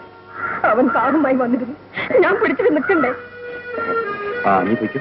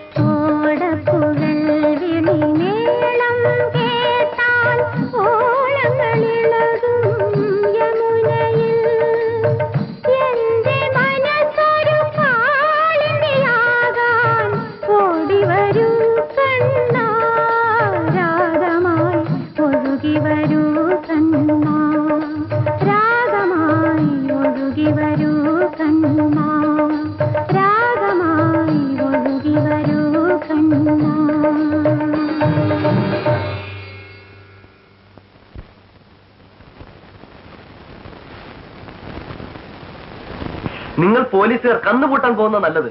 ഇന്ന് വരെ നിങ്ങൾക്ക് അവനെ അറസ്റ്റ് ചെയ്യാൻ തെളിവ് കിട്ടിയില്ല. എന്റെ ഭാര്യ ജാനകിക്കുട്ടി പറഞ്ഞായിരിക്കണം ശരി കേട്ടോ. ഇത് അങ്ങയുടെ ജ്യേഷ്ഠൻ തന്നെ. എന്ത്? ആരോ അദ്ദേഹത്തിനെ കൊല്ലാൻ ശ്രമിച്ചു. ബഹളത്തിനിടയിൽ കൊല്ലാൻ വന്നവൻ കൊല്ലപ്പെട്ടു. ആരറിയിക്കാതിരിക്കാൻ ആ ശവം പെട്രോൾ ഒഴിച്ച് തീ കത്തിച്ചു. ഭയന്ന് നാട് വിട്ടു. അങ്ങനെ ആയിക്കൂടെ? എന്താണ് ഉണ്ടാത്? ശിവശങ്കരപ്പിള്ള പോയിക്കുള്ളൂ.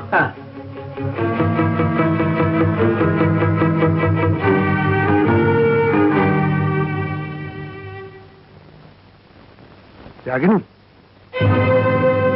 ചേട്ടാ, എന്നെ ഇത്രയും നാൾ ഈ തീച്ചുള്ളിൽ എറിഞ്ഞിട്ട് ചേട്ടൻ എവിടെയായിരുന്നു? എല്ലാം അറിഞ്ഞിട്ടാണ് ഞാൻ വരുന്നത്. ഈ കഥ വേഗം തീരും. കഥ വേഗം തീരും. മരിച്ചുപോയ കഥാപാത്രം തിരിച്ചു വന്ന ചേട്ടൻ അറിയില്ല. അറിയാം. ചേട്ടൻ എന്തിനീ കഠിനകൃത്യം ചെയ്തു? നിനക്ക് വേണ്ടി. പക്ഷേ എന്റെ ജീവൻ ഇന്ന് അപകടത്തിലാണ് ചേട്ടാ. അല്ല, നിന്റെ ജീവനിൽ തൊട്ട് കളിക്കുന്നവനാണ് അപകടത്തിൽ. അനുജിത്തി, ഈ ലോകത്ത് നമ്മെപ്പോലുള്ളവരുടെ ജീവിതത്തിന്റെ വഴി മിനുസമുള്ളതല്ല. ഭിക്ഷ ചോദിച്ചാൽ കരുണ കാണിക്കാൻ ഈ ലോകം മറന്നുപോയിരിക്കുന്നു. ജീവിക്കണോ? കളവും ചതിയും വേണം. നീ സമാധാനമായിരിക്കടി. ഈ ചേട്ടനുള്ളപ്പോൾ നീ പേടിക്കേണ്ട കാര്യമില്ല. എനിക്ക് ചിലരെ കാണാനുണ്ട്. എന്നിട്ട് വേഗം വന്നേക്കാം.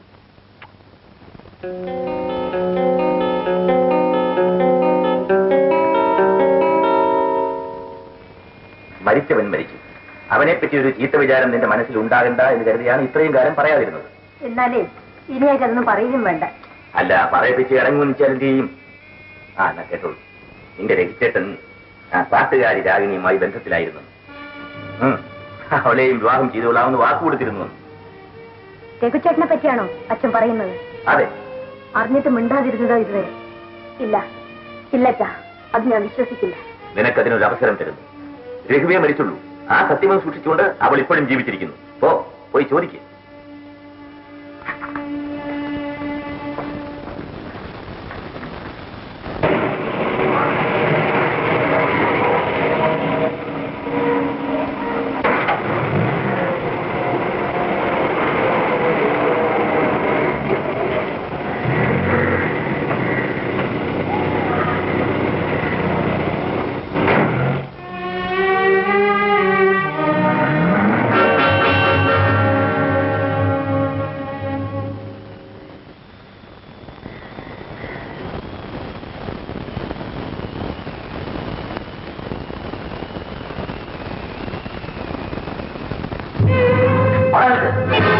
നിന്നോട് ഇവിടെ വരാൻ പാടില്ലെന്ന് പറഞ്ഞിട്ടില്ലേ? അമ്മാവ, നാളെ നിങ്ങൾ ദുഃഖിക്കേണ്ടതായി വരും. എന്റെ കുടുംബത്തിന്റെ ദുഃഖവും ഭാവി നിന്നെ ഏൽപ്പിച്ചിട്ടില്ല.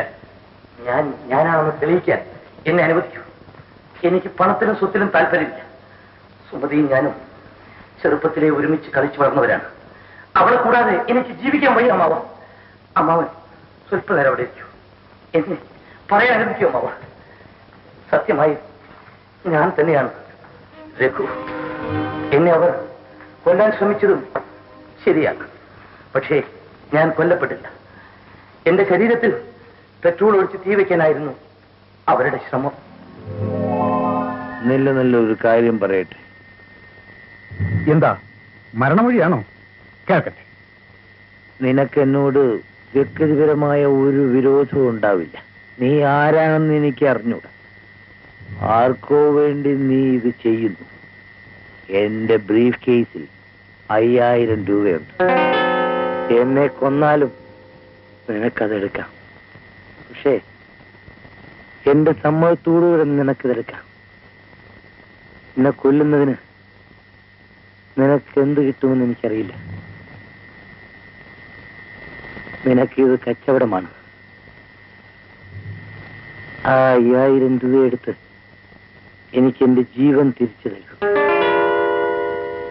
എന്നെ കൊല്ലാനേൽപ്പിച്ചവർക്ക് എന്റെ തടസ്സം നീങ്ങിക്കിട്ടുകയാണ് ആവശ്യം. ഒരിക്കലും ഈ നാട്ടിലേക്ക് തിരിച്ചു വരാതെ ഞാൻ പോയിക്കൊള്ളാം. എന്നെ പുഴയിൽ ഒഴുക്കിയെന്നോ കടലിലെറിഞ്ഞെന്നോ പറഞ്ഞേക്ക്.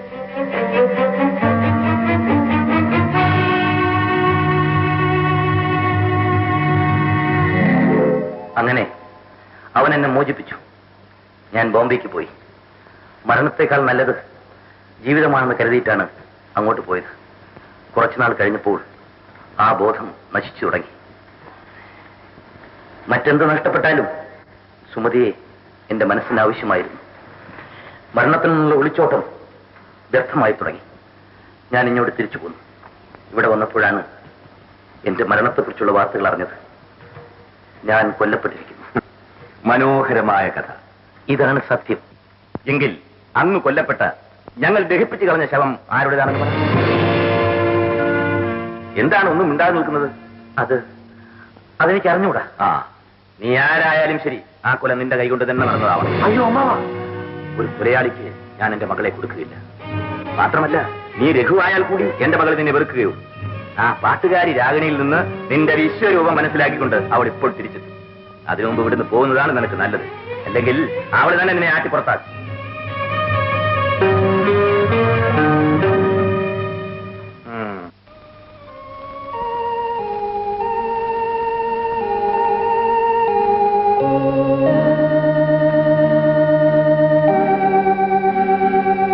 Good morning.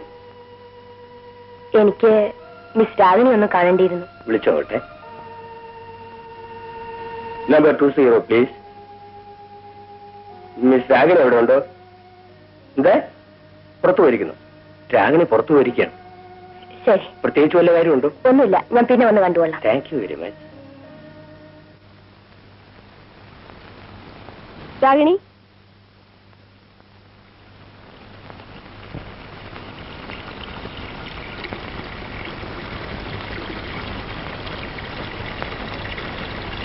രാഗിണി,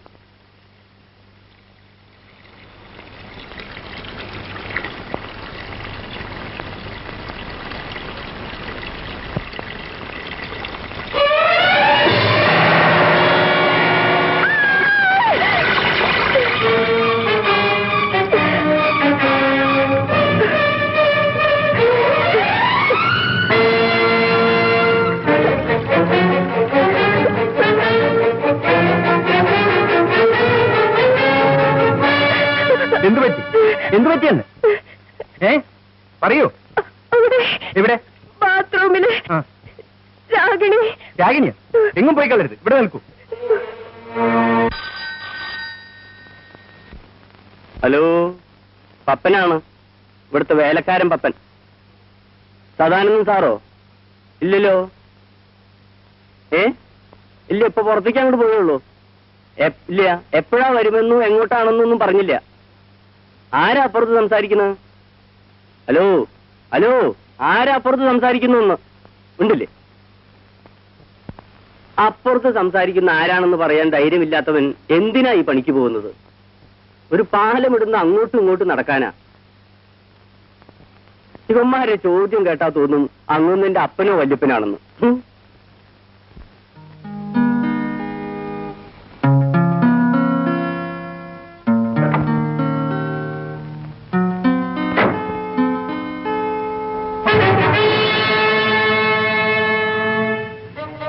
എവിടെ വെച്ച് കാണുമെന്ന് ഞാൻ ആലോചിക്കുകയായിരുന്നു. ഞാനും ചില കാര്യങ്ങൾ പറയുവാനുണ്ട്. പറയൂ. ഇവിടെ ഒരു സ്ഥലമില്ല, വിടൂ.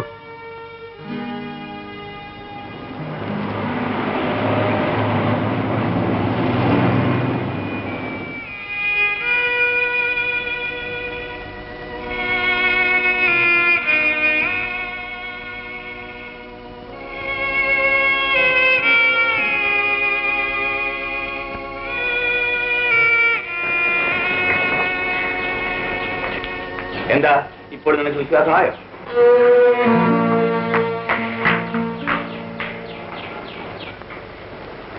ഈ മരുന്ന് നേരത്തെ കൊടുക്കേണ്ടതായിരുന്നു. കയ്പും പുളിയും ഒന്നും സാരമല്ല, മധുരം ഗോപി കൊടുത്തുള്ളൂ. എനിക്ക് നിങ്ങളുടെ ചിരിയൊന്നും കാണണ്ട.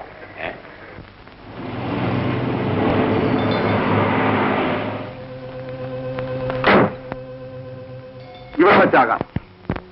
ചോദിക്കണം. രാഗിണിയെ കൊന്നത് നീയല്ലേ? അവസാനത്തെ ചോദ്യമാണ് ആദ്യം. അതെ, അതിനുത്തരം കിട്ടിയാൽ വേറൊന്നും എനിക്ക് ചോദിക്കാനില്ല. എന്നാൽ ആ കൃത്യം ഞാൻ ചെയ്തിട്ടില്ല. പോരെ? അവളെ കൊല്ലുമെന്ന് പേടിപ്പിച്ചത് നീയാണ്. അതുകൊണ്ട് എന്റെ കാര്യം സാധിച്ചു. എനിക്ക് വിശ്വാസമാകുന്നില്ല.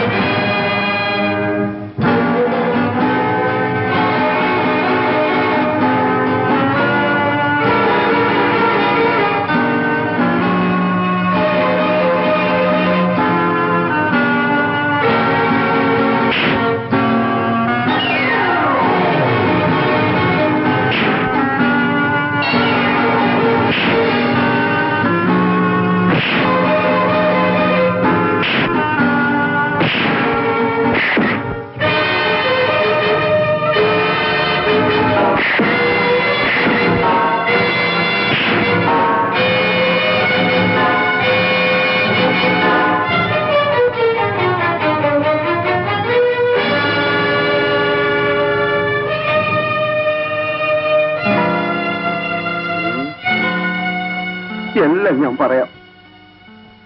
പോയിക്കോ, നിന്നെ ഞാൻ കടലിലെറിഞ്ഞിരിക്കുന്നു. കഴിയുമെങ്കിൽ വല്ല കടലിനപ്പുറത്തും പോയി ജീവിച്ചോ. അഥവാ തിരിച്ചു വന്നാൽ ഈ 5000 രൂപ ലാത്തായിക്കും. ഓർമ്മയിരിക്കും. ഓടാ പോ. എന്റെ ജീവൻ രക്ഷിച്ചതിന് ഈ മോതിരം നിനക്കിരിക്കട്ടെ. താങ്ക്സ്.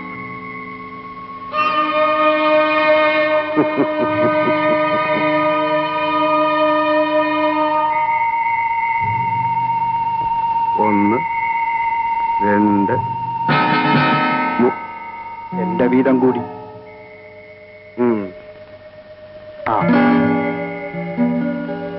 ഇനി ഇനിയും വേണം. ഇനിയും ഇനിയും വേണം.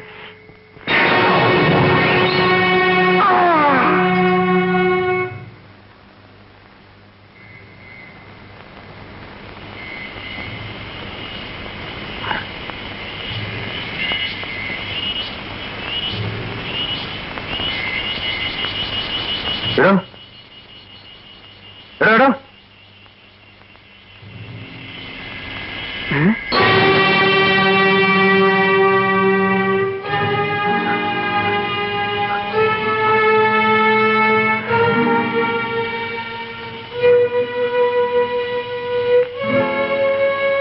ഈ ശവൻ രഘുവിന്റേതാണെന്ന് വരുത്തണം. എങ്കിൽ മാത്രമേ എനിക്ക് രക്ഷയുള്ളൂ. കത്തും മോതിരവും കണ്ടുകിട്ടുമ്പോൾ ശവം നിങ്ങളുടേതാണെന്ന് തീരുമാനിച്ചുകൊള്ളുമെന്ന് കരുതി ആ ശവം പെട്രോൾ ഒഴിച്ച് കത്തിച്ചിട്ട് ഞാനും നാട് വിട്ടു. ആരെ കൊന്നതെന്ന് മനസ്സിലായി. പക്ഷെ ആരാണ് നിന്നെ പ്രേരിപ്പിച്ചത്? എല്ലാം ഞാൻ കാണിച്ചു തരാം.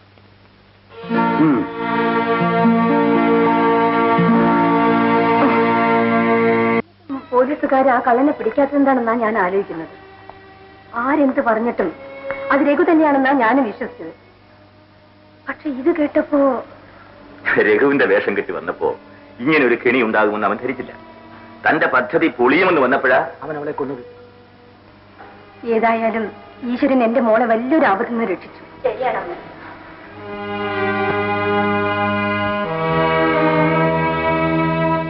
ഞാൻ ഭാഗ്യവതിയാണ്. ഇപ്പോഴെങ്കിലും നിന്റെ അച്ഛനും അമ്മയും പറഞ്ഞുകൊണ്ടിരുന്നത് നിനക്ക് മനസ്സിലായല്ലോ.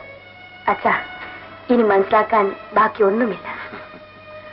ഞാൻ പോയി ഗോപിയെ ഒന്ന് കണ്ടിട്ട് വരട്ടെ. പാവം, അവനും രക്ഷപ്പെട്ടു. ഞാനും വരാം അച്ഛാ, എനിക്കൊന്ന് കാണണം. ശരി, വരും.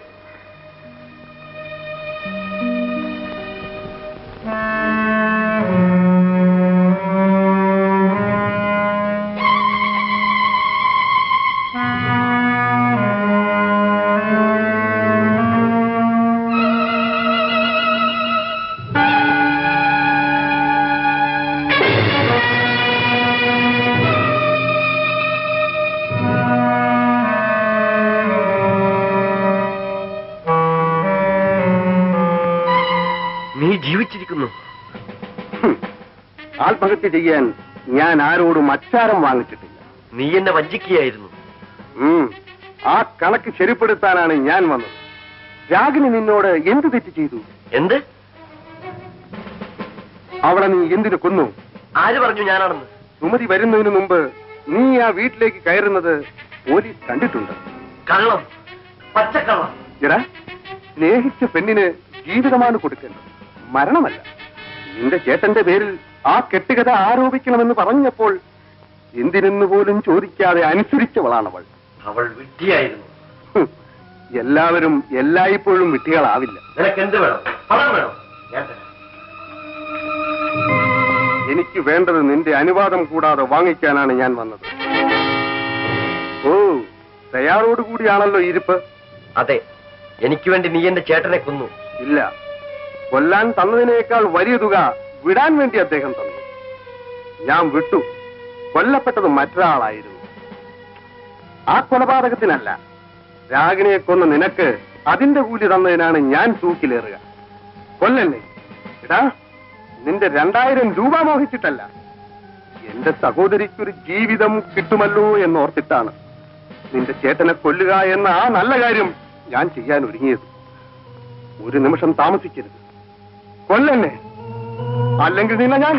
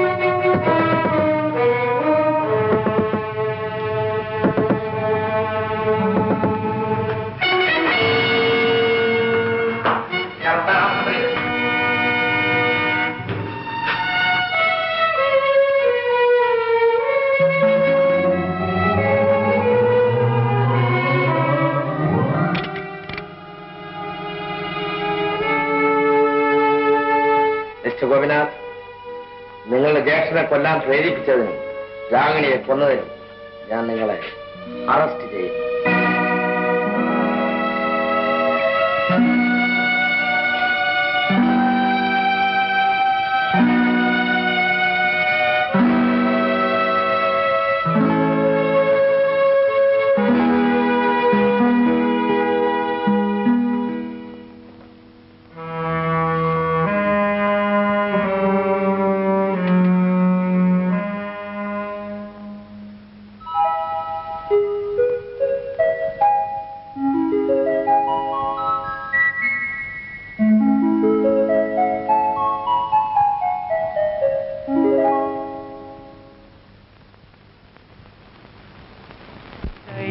ചൈത്രയാമിനി ചന്ദ്രികയാലൊരു